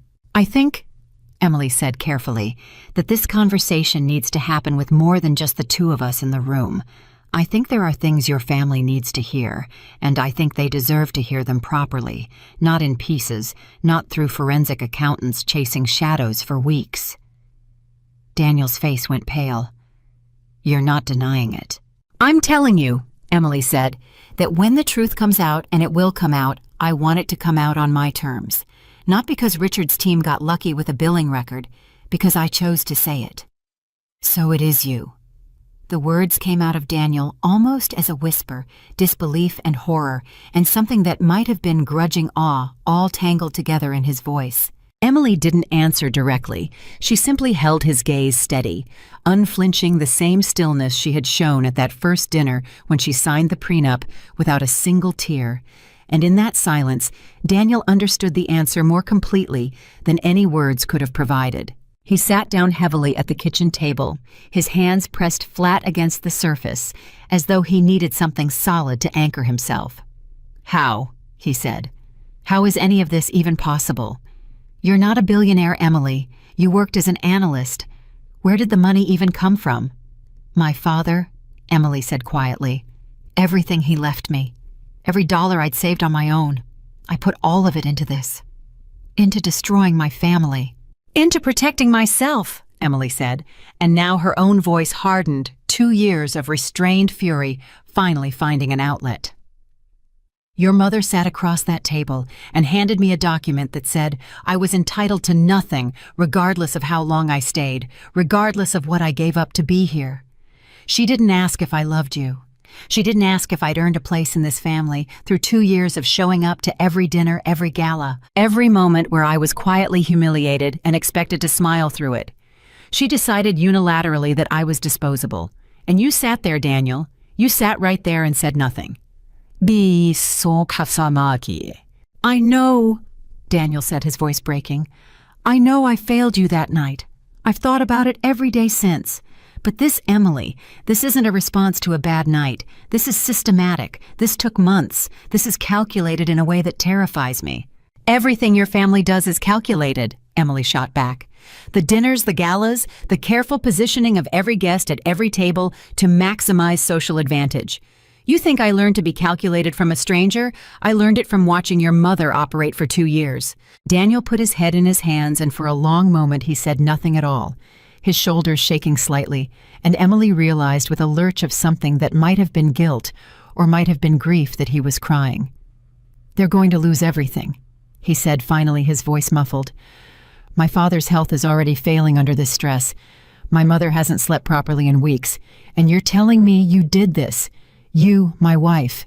I didn't force your family to build an empire on hidden debt, Emily said, though her own voice had softened now watching him break apart in front of her. I didn't force your father to gamble on a hospitality venture that failed. I didn't force your mother to maintain an illusion of untouchable wealth while the foundation underneath it all quietly rotted. I found a door that was already there, Daniel. I didn't build it, but you walked through it, Daniel said, lifting his head, his eyes red and raw. You walked through it knowing exactly what it would do to us. Yes, Emily said simply. There was no point denying it now. I did. The silence that followed felt like the end of something, though Emily couldn't yet tell what exactly had ended her marriage, her carefully guarded secret, or perhaps some final lingering piece of the woman she had been before that first cold dinner 2 years ago. What happens now? Daniel asked quietly. What do you want, Emily? If this is really about being seen, about being valued, then tell me, what is it you actually want to happen? Emily sat down across from him at the table, the same table where they had shared hundreds of ordinary meals over 2 years of marriage, and for the first time in months, she allowed herself to consider that question honestly, without the armor of strategy or the cold clarity of leverage. I want your family to understand, she said slowly, that I was never nothing. That the woman they dismissed at that table, the one they assumed was lucky to marry in, had more power sitting quietly in that chair than any of them realized. I want Victoria to feel even once what it's like to have the ground disappear beneath her feet, the way she made me feel it disappear beneath mine. And after that, Daniel pressed, once she feels it, once my father's health collapses completely under the strain, once the estate that's been in my family for 4 generations is gone. What then? Do you feel better? Does that fix what happened at that dinner? Emily didn't have an immediate answer, and the absence of one frightened her more than anything Daniel had said all evening. I don't know, she admitted finally. I thought I did. I thought once I had the leverage, once I held the door, I'd know exactly what to do with it. But watching your father's hands shake at dinner last week, watching your mother cry in the garden, actually cry, Daniel, for the first time since I've known her, it didn't feel like the victory I imagined. Then stop, Daniel said, leaning forward, something desperate and pleading entering his voice. If it doesn't feel right, stop now before it goes further. Sell the debt back, walk away. I'll help you however I can, I swear it. But please, Emily, stop this before it destroys everyone, including you. Emily looked at him for a long moment, at the man she had married for love who had failed her at that dinner table, and 100 smaller moments since, but who was sitting in front of her now, finally achingly present, finally choosing her over the comfortable silence he'd maintained for 2 years. It's not that simple anymore, Emily said quietly. Your family already knows something is coming. Richard's team is days away from finding my name attached to all of it. If I disappear now quietly, without ever explaining why they'll spend the rest of their lives wondering, suspecting, tearing this family apart, looking for an enemy who already vanished. I think at this point the only way through this is straight through it. Meaning what? Meaning, Emily said, steadying herself, feeling the old familiar clarity returning sharper now for having been tested and nearly broken. I need to tell them myself, all of them, together. Not through a forensic accountant's lucky discovery, not through a leaked document. I need to sit at that table, the same table where Victoria handed me that prenup, and I need to show them exactly what they built when they decided I was worth nothing. Daniel stared at her, and something in his expression shifted the horror still present, but joined now by something else. Something that looked almost like recognition, almost like the beginning of understanding. "When?" he said finally. "Soon," Emily said. "Before Richard finds it on his own. Before your family learns the truth from a stranger's report instead of from me." Daniel nodded slowly, though his hands were still trembling on the table. "And what happens to us?" he asked, his voice barely audible. "After tonight, after whatever happens at that table, what happens to you and me?" Emily reached across the table, and this time when she took his hand, there was no performance left in the gesture, only the raw, uncertain truth of two people standing at the edge of something neither of them could fully see the other side of. "I don't know," she said honestly.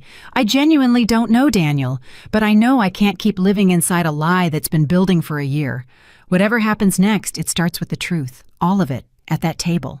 Outside, the evening had fully given way to night, and somewhere across the county, at the Harrington estate, Victoria Harrington sat alone in her study, staring at a stack of unresolved legal documents, unaware that within days, the daughter-in-law she had finally grudgingly begun to respect would be the one to bring her entire world down around her, not out of cruelty, but out of a debt far older and far deeper than any figure written on a balance sheet. Emily called Patricia the next morning before Daniel had even finished his coffee, her voice low, deliberate, stripped of any hesitation that had lingered the night before.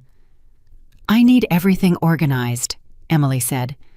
"Every document, every transfer record, the full ownership chain laid out clearly enough that a room full of frightened people can understand it in under 10 minutes.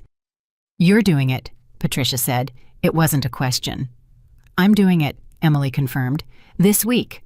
Emily, I want to remind you, once this becomes public knowledge inside that family, you lose all control over the narrative. Right now, you decide when, how, and to whom. The moment you sit down at that table, that control is gone. They'll react however they react." "I know," Emily said. "I've thought about nothing else since last night." There was a pause on the line, and when Patricia spoke again, her voice had softened slightly, some of the professional distance falling away. "For what it's worth, I've represented a lot of people building leverage like this. Most of them wanted revenge, plain and simple, and they never hesitated the way you have. That hesitation isn't weakness. It might be the only thing keeping this from becoming something you regret." "Thank you," Emily said quietly, and meant it. She hung up the phone and sat alone in her kitchen for a long time, the morning light stretching slowly across the counter where only hours earlier Daniel had asked her the question that ended 2 years of careful silence between them. Daniel had left early for work, though calling it work felt generous given the hollow, shattered way he'd moved through the house before leaving, barely meeting her eyes, barely speaking beyond a murmured goodbye that carried none of its usual warmth. Emily didn't blame him. She had spent a year building toward a single moment of reckoning, and he had spent one sleepless night absorbing the full weight of what that reckoning would cost him personally. His family, his sense of who his wife actually was. She wondered, staring at her cooling coffee, whether he would tell Victoria before Emily got the chance to speak for herself. The question answered itself 2 days later. Emily's phone rang mid-afternoon, Victoria's name lighting up the screen, and something in the timing made Emily's stomach drop before she even answered. "Emily," Victoria said, and her voice carried a strange, brittle calm that Emily had never heard from her before, not even during the darkest of the recent family meetings. "I need you to come to the estate, now if you can." "Is everything all right?" "I'd rather discuss it in person," Victoria said, and the careful control in her voice told Emily everything she needed to know. Daniel had told her. or Richard's team had finally found the name. Either way, the 30 days Emily had asked Patricia to buy her had collapsed into hours. "I'll be there within the hour," Emily said. She drove to the estate with her hands steady on the wheel, though her heart hammered against her ribs the entire way past the same iron gates that had closed behind her and Daniel's car so many times before, up the long gravel drive lined with the same century-old oaks that had stood witness to 4 generations of Harrington triumphs, and now they're unraveling. Victoria was waiting for her in the study, not the dining room, and Emily understood immediately that this would not be a full family confrontation. Not yet. Victoria wanted her alone first. "Sit down," Victoria said, gesturing to the chair across from Thomas's desk, though Thomas himself was nowhere in sight. Emily sat. Victoria remained standing, her arms crossed tightly over her chest, her usual composure fractured at the edges in a way that made her look, for the first time since Emily had known her, genuinely her age. "Daniel came to me last night," Victoria said without preamble. "He told me things I find very difficult to believe even now, even sitting here looking at you." "What did he tell you?" Emily asked, though she already knew. "That my daughter-in-law, the woman I welcomed eventually into this family, spent the better part of a year secretly acquiring the debt that is currently threatening to destroy everything my husband's family has built over 4 generations. Victoria's voice cracked slightly on the word destroy, and she paused, visibly gathering herself before continuing. "Tell me he's wrong." Emily held her gaze steadily. "He's not wrong." Something in Victoria's face collapsed just slightly, a crack spreading through composure that had been carefully maintained for 6 decades. She sat down heavily in the chair beside the desk, no longer able to remain standing under the weight of confirmation. "Why?" Victoria said, and the single word carried more genuine anguish than Emily had ever heard from her. "You know why," Emily said quietly. "The prenup," Victoria said. "This is about the prenup. It's about 2 years of being told in 100 different ways that I would never truly belong in this family. It's about the prenup, yes, but it's about everything the prenup represented. That I was disposable, replaceable, that whatever I gave up to be part of this family meant nothing because in the end you never intended for me to keep anything. That's not—" Victoria started, then stopped herself, pressing her lips together, and Emily watched her mother-in-law wrestle visibly with the instinct to defend herself against an accusation she could no longer credibly deny. "It's exactly what it was, Victoria," Emily said, her voice gaining strength. "I sat at that table and read 40 pages of legal language designed to ensure that no matter how long I stayed, no matter what I sacrificed, I would leave with nothing if this family ever decided I was no longer useful. You called it standard protection. I called it a warning. I was right." Victoria's hands trembled slightly in her lap.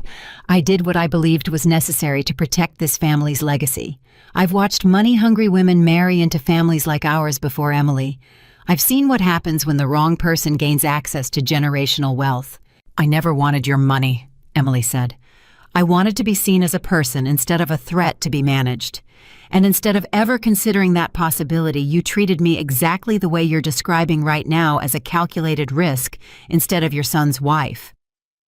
The room fell silent, heavy, with 2 years of accumulated grievance finally spilling into open air, and Victoria, for the first time in Emily's memory, seemed to have no immediate response prepared. "What do you want?" Victoria said finally, her voice smaller than Emily had ever heard it. "If this was never about the money, if this was about being seen as you say, what is it you actually want from us now?"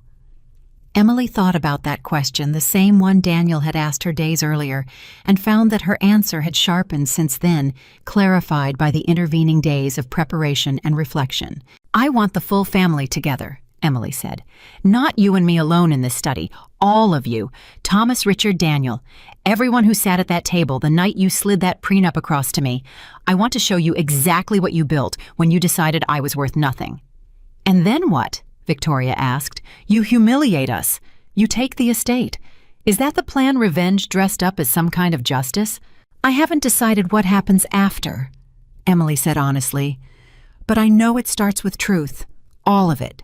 Out in the open where nobody can pretend it isn't real." Victoria studied her for a long moment, something shifting behind her eyes. Calculation returning even through the visible devastation, the same instinct for strategy that had built and protected this family for generations, reasserting itself even in the depths of crisis. "When?" Victoria said finally. "This weekend," Emily said. "Saturday. All of you together at the estate." Victoria nodded slowly, and then, unexpectedly, she reached across the space between them and took Emily's hand, the same gesture she had offered in the garden days earlier, though this time it carried a different weight entirely, less comfort and more something closer to negotiation.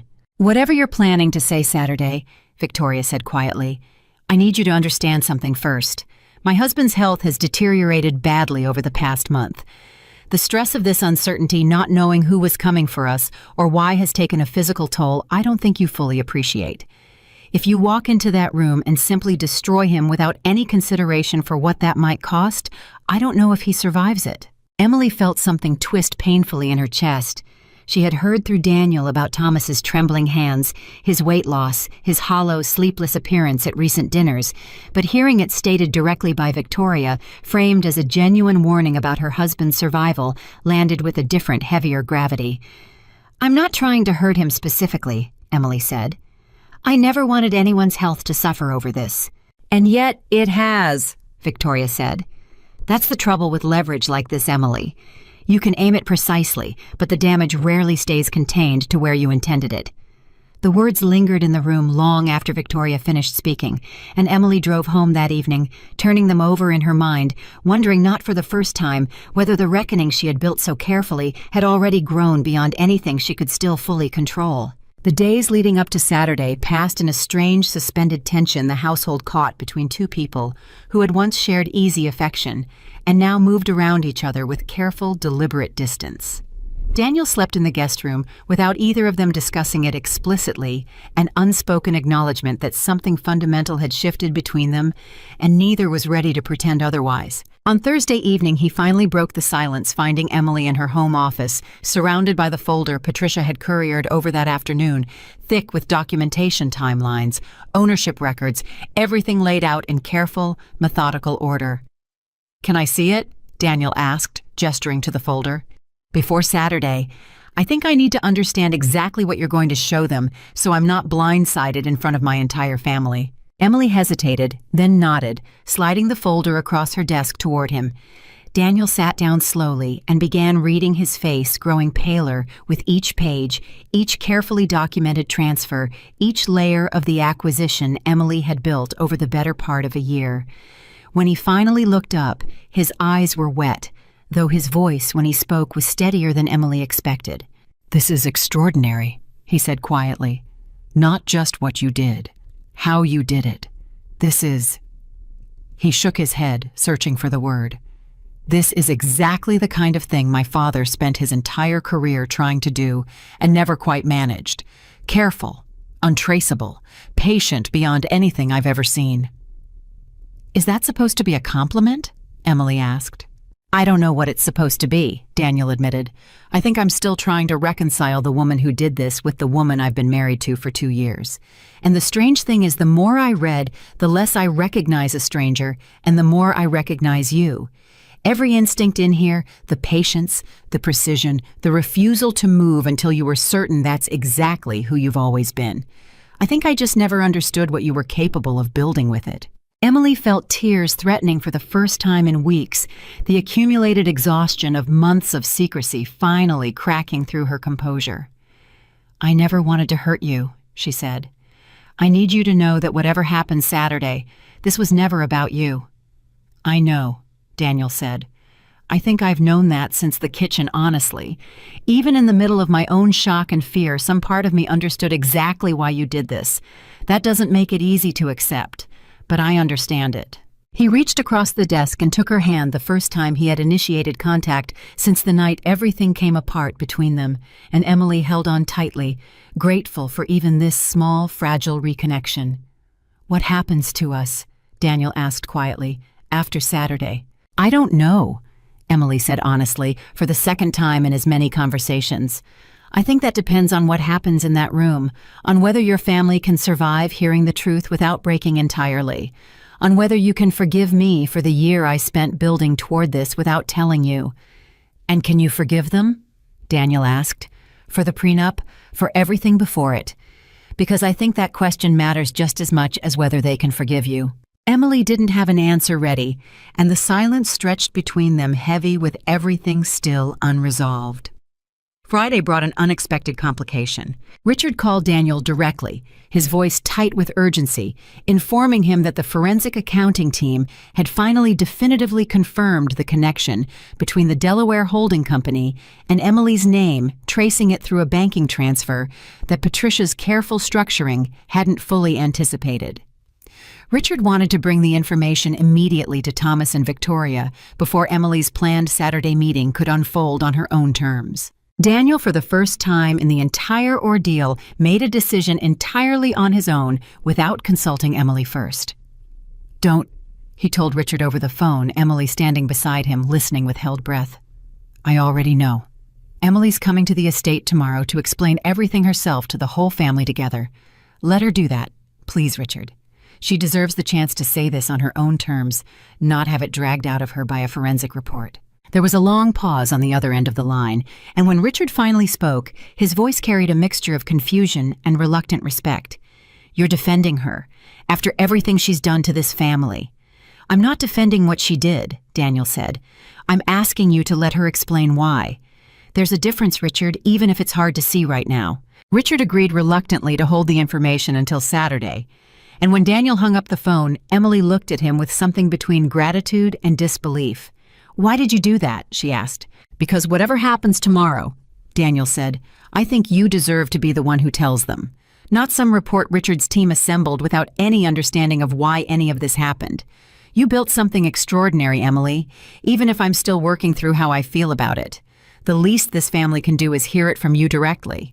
Saturday arrived with a heaviness that seemed to settle over the entire county gray clouds, gathering low over the Westchester Hills as Emily dressed carefully that morning, choosing a simple, dark blue dress, understated deliberate nothing that could be read as celebration or triumph. This was not a day for victory. She understood that now, more clearly than she had at any point during the long months of planning.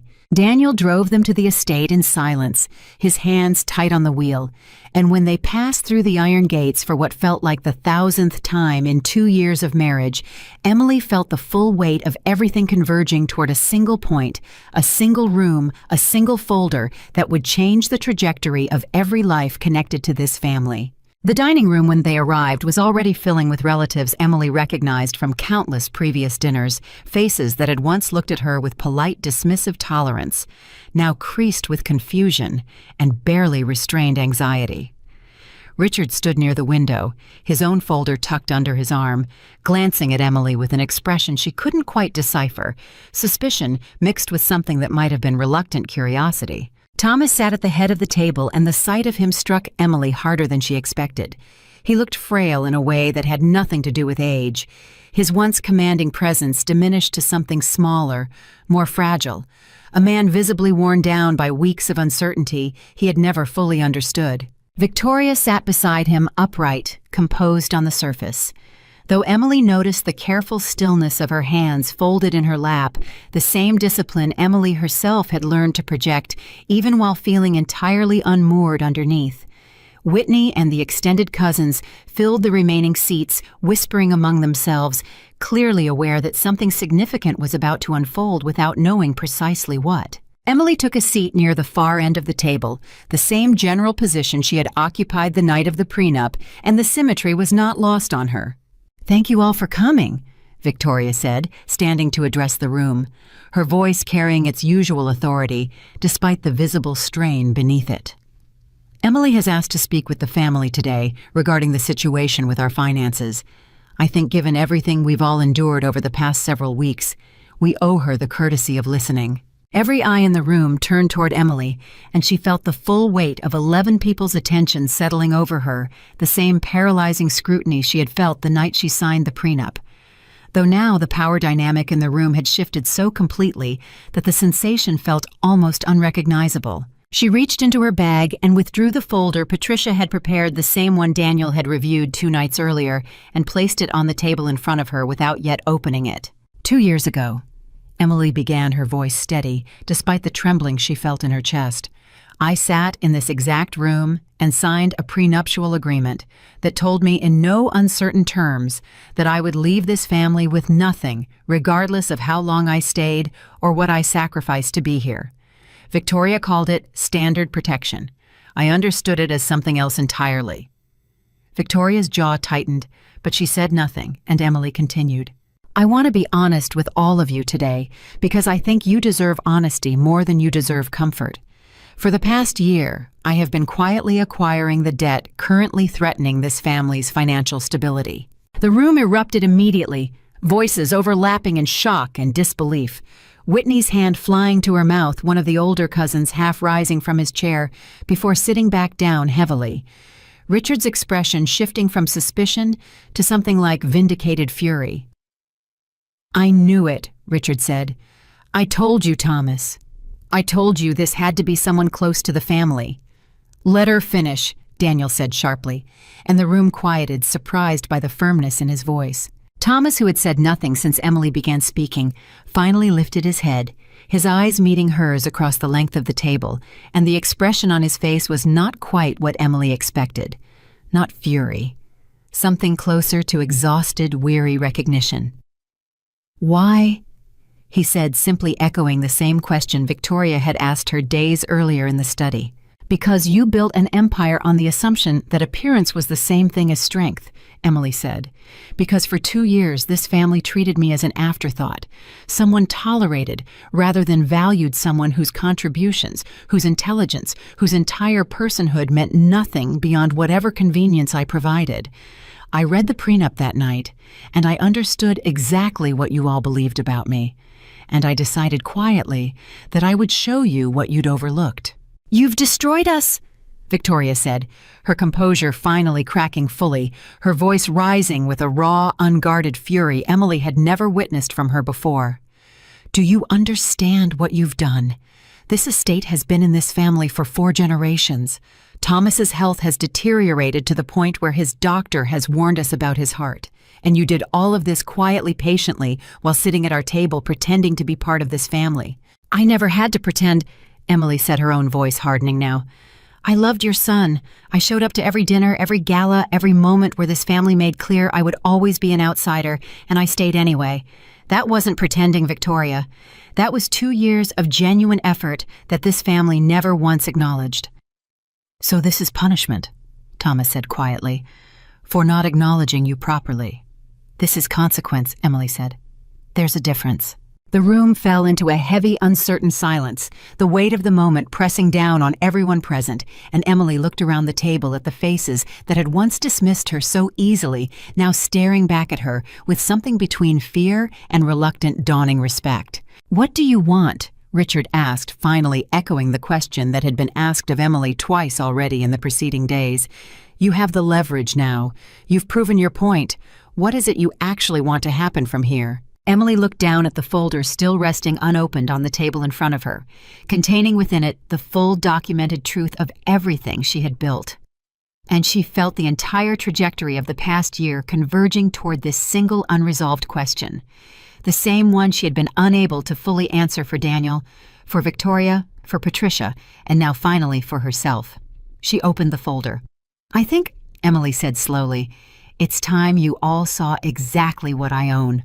Emily opened the folder and turned it so the entire table could see the first document inside, a summary page Patricia had prepared specifically for moments like this one, stripped of legal jargon, written in plain, unmistakable language that even the most panicked reader could understand in seconds. This is Ashford Capital Partners' original position, Emily said, sliding the page toward the center of the table.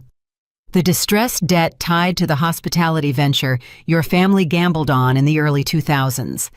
I acquired the full position through a holding company registered in Delaware, structured across 3 separate tranches over the course of 11 months. Richard leaned forward, scanning the numbers with the practiced eye of a man who had spent 30 years reading exactly this kind of document, and Emily watched his expression shift from disbelief to something closer to professional astonishment. This is airtight, he said quietly, almost to himself. There's no gap here. no exposure. Whoever structured this knew precisely what they were doing. I had excellent counsel, Emily said. Counsel doesn't build patience like this, Richard said, looking up at her with an expression she had never seen directed at her before, something like reluctant professional respect cutting through his fury. This took discipline most institutional investors don't have. You waited months between moves. You never rushed a single transfer, even when it would have been faster to consolidate. I had a good teacher, Emily said. My father spent his career walking into companies that looked strong on paper and finding exactly where they were rotting underneath. He taught me patience mattered more than speed. Thomas, still seated at the head of the table, reached slowly for the summary page, his trembling hands betraying the effort it took him to hold it steady enough to read. Victoria watched him with visible fear, one hand hovering near his shoulder, as though she might need to catch him. You own all of it, Thomas said, not a question this time, simply a statement of fact, settling into the room like a stone dropped into still water. Every dollar of debt secured against this estate belongs to you. Yes, Emily said. Then you could call it in. Thomas continued, his voice hollow. Right now, force immediate repayment. Take the East Wing, the grounds, whatever assets are secured against this position. You could take it all, and there would be nothing any of us could do to stop you. I could, Emily agreed.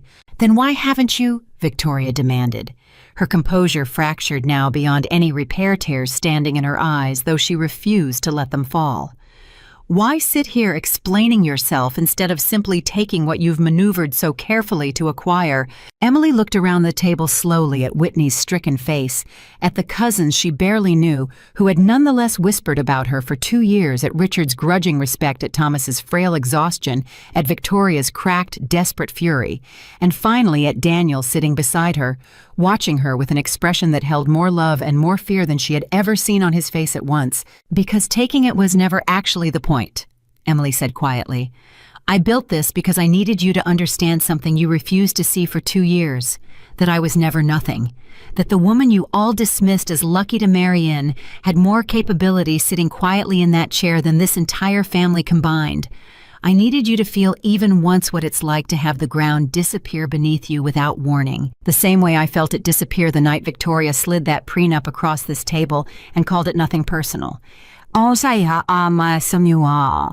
And now that we've felt it, Thomas said slowly, what happens next? Emily took a breath, steadying herself for the sentence she had rehearsed 100 times in the days leading up to this moment, though saying it out loud in this room in front of everyone felt entirely different from rehearsing it alone. I'm not going to force repayment, she said. I'm not going to seize the estate. That was never actually what I wanted, even in the months when I told myself it might be. But I am not simply walking away and pretending the last year didn't happen either. Then what? Victoria said, her voice barely above a whisper. I want the prenup renegotiated, Emily said. Not because I want your money, Victoria. I want it removed, entirely replaced with a standard agreement that treats me as an equal partner in this marriage, the way I should have been treated from the very beginning. I want a public acknowledgement within this family that the assumptions you made about me were wrong. And I want Thomas's health prioritized over any further attempt to trace or punish what I've done, because whatever anger exists in this room, it doesn't justify anyone's life being put at further risk. The room absorbed this in stunned silence, the demand so much smaller than anyone had expected, given the scale of what Emily had proven she was capable of. That's it, Richard said, disbelief coloring his voice. You held the power to destroy this entire family financially, and all you want is a renegotiated prenup and an apology. It was never about the money, Emily said again, and this time the words carried a weight that seemed to finally land settling over the table with undeniable sincerity. It was about being seen, about being valued. Everything else was simply the only language this family seemed capable of understanding. Victoria sat very still for a long moment, staring at Emily across the length of the table. Something shifting slowly behind her eyes, the last remnants of her composure giving way to something rawer and more honest than Emily had ever witnessed from her. I misjudged you, Victoria said finally, her voice cracking on every word. From the very first dinner, I looked at you and I saw someone who didn't belong, someone who would eventually leave the way the others did, and I built every interaction around protecting this family from a threat that never actually existed the way I imagined it. The real threat was never your background, Emily. It was my own blindness. Thomas reached over and took Victoria's hand, and for the first time since Emily had known them, she watched something genuinely vulnerable pass between the two of them, stripped of performance, stripped of legacy, simply two frightened people confronting the consequences of choices made long before Emily ever entered their lives.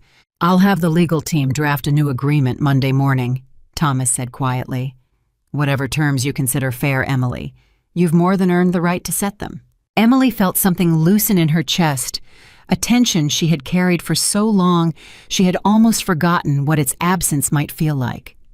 She looked at Daniel, who reached for her hand under the table, his fingers lacing through hers, with a firmness that told her more clearly than any words could that whatever came next, they would face it together.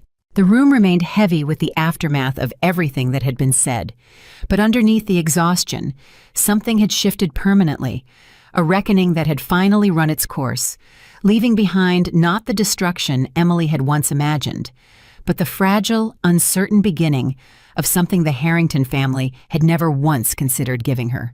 Respect freely offered instead of grudgingly extended. Monday morning arrived with a strange, fragile quiet settling over the Harrington estate, the kind of quiet that follows an earthquake when the ground has stopped shaking, but everyone is still too afraid to trust that stillness. Emily sat in the same kitchen where Daniel had once asked her, "Is it you?" and watched him move through the house with the careful, deliberate steps of a man still recalibrating everything he thought he understood about his own life. "The lawyers are coming at 11, Daniel said, setting his coffee down without drinking it. "My father's team. Patricia's coming too, right?" "She'll be there," Emily said. She insisted on it, actually, said she wasn't about to let a year of careful work get undone by a rushed negotiation. Daniel nodded, then paused at the doorway, looking back at her with an expression that had grown more familiar over the past 2 days, something raw and unresolved that neither of them had found the words to fully address yet. "Are we going to talk about us at some point? Not the estate, not the debt, just us." "After today," Emily said. "I promise, I just need to get through this first." He accepted that, though the tightness in his shoulders as he left suggested the promise weighed on him more than he let on. The estate study, when Emily arrived that morning, had been transformed from the tense battleground of Saturday's confrontation into something that resembled an actual negotiation. Long legal pads and printed documents spread across Thomas's mahogany desk. Patricia seated to Emily's left, the Harrington family's longtime attorney, a stern woman named Deborah Ashcroft, seated across from them beside Thomas and Victoria. "Let's begin with the prenuptial agreement," Deborah said, adjusting her glasses.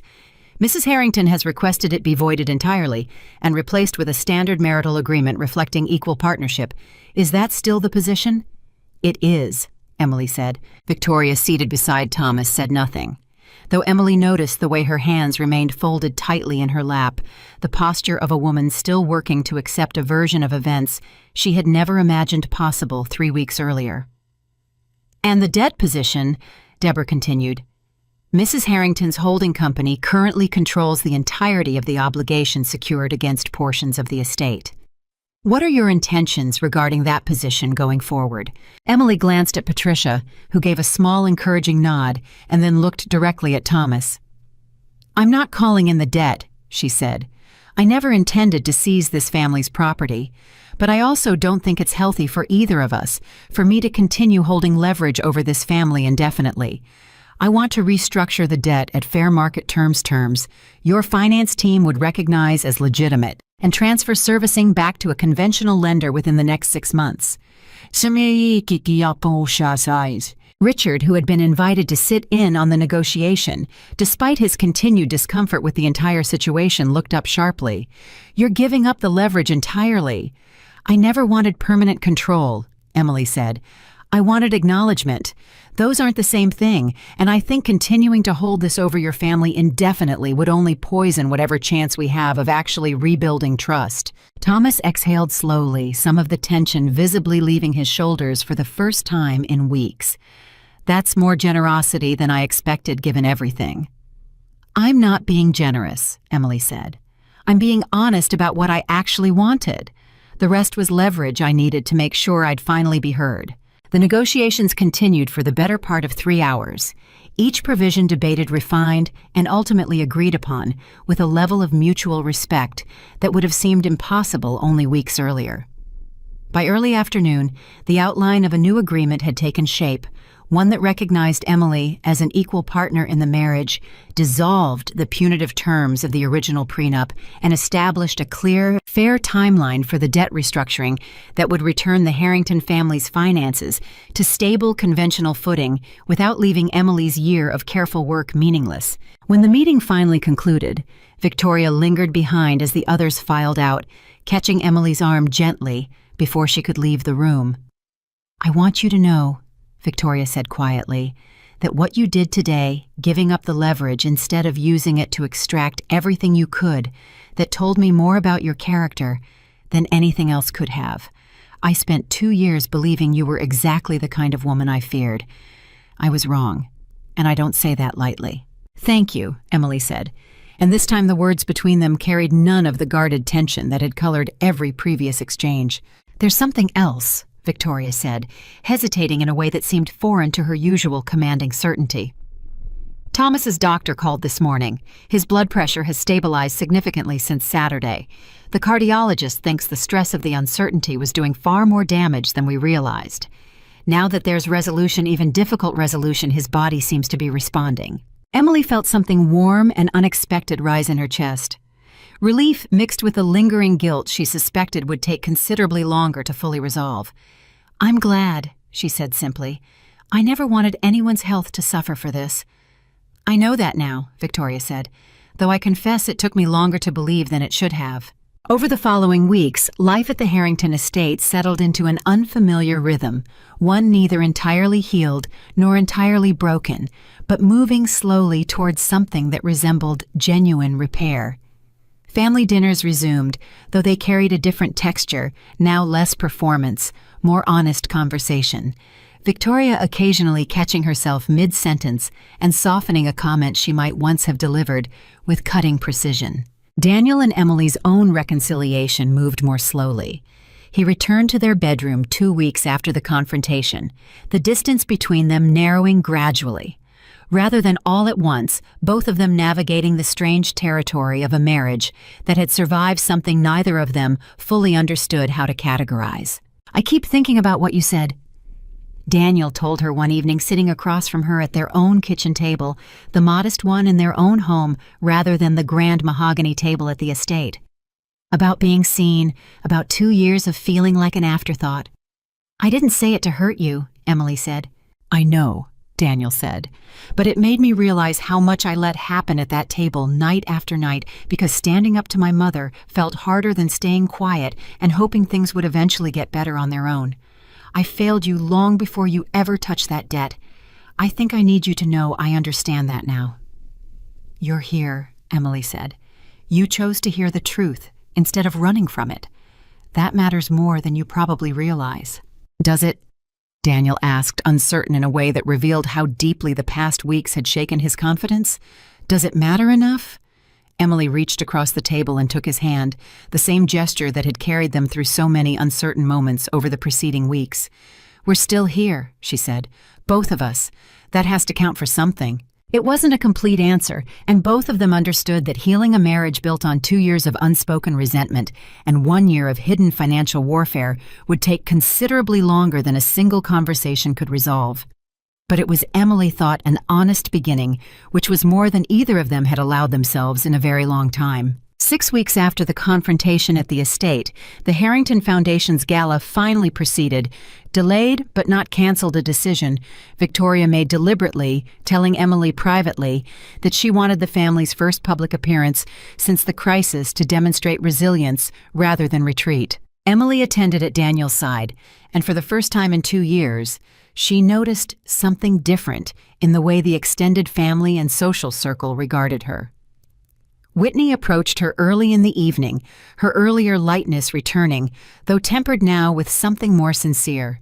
"I owe you an apology," Whitney said. "For all the comments over the years, I always thought you were just quiet because you didn't have much to say.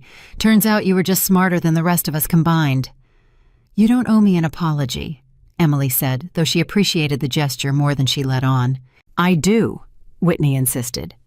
"This family spent 2 years underestimating you and honestly watching you handle everything the way you did. Protecting my grandmother's health, giving up leverage you could have used to destroy us. I think you showed more class than any of us have managed in generations." Richard found her later in the evening standing near the terrace where the gala's string quartet played softly against the backdrop of the estate's illuminated gardens. "I want to say something," Richard said professionally, not personally. "What you built, the structure, the patience, the discipline of waiting months between moves when a lesser strategist would have rushed, that was genuinely exceptional work.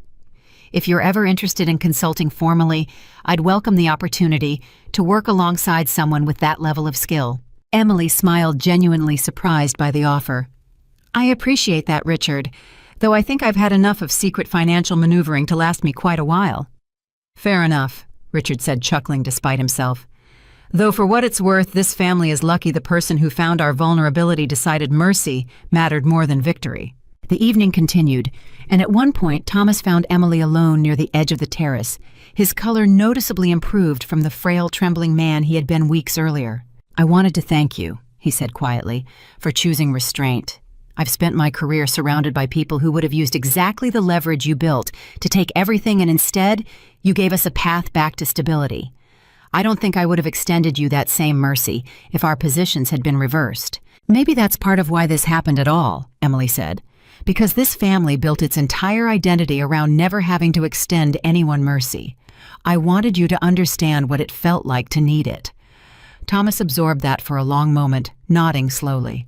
A hard lesson, but perhaps a necessary one. As the evening wound toward its close, Victoria approached the small gathering, raising a glass toward Emily in a gesture that carried none of the performative warmth Emily had grown accustomed to over 2 years, but something that felt for the first time entirely genuine.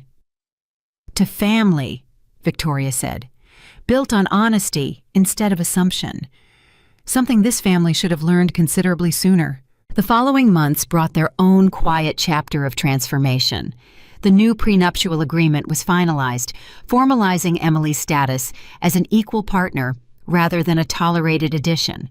And though the document itself carried little practical weight, given Emily's own independent means, its symbolic importance rippled through every subsequent interaction with the family. The debt restructuring proceeded exactly as Emily had promised, transferred over 6 months to a conventional lending institution at fair market terms.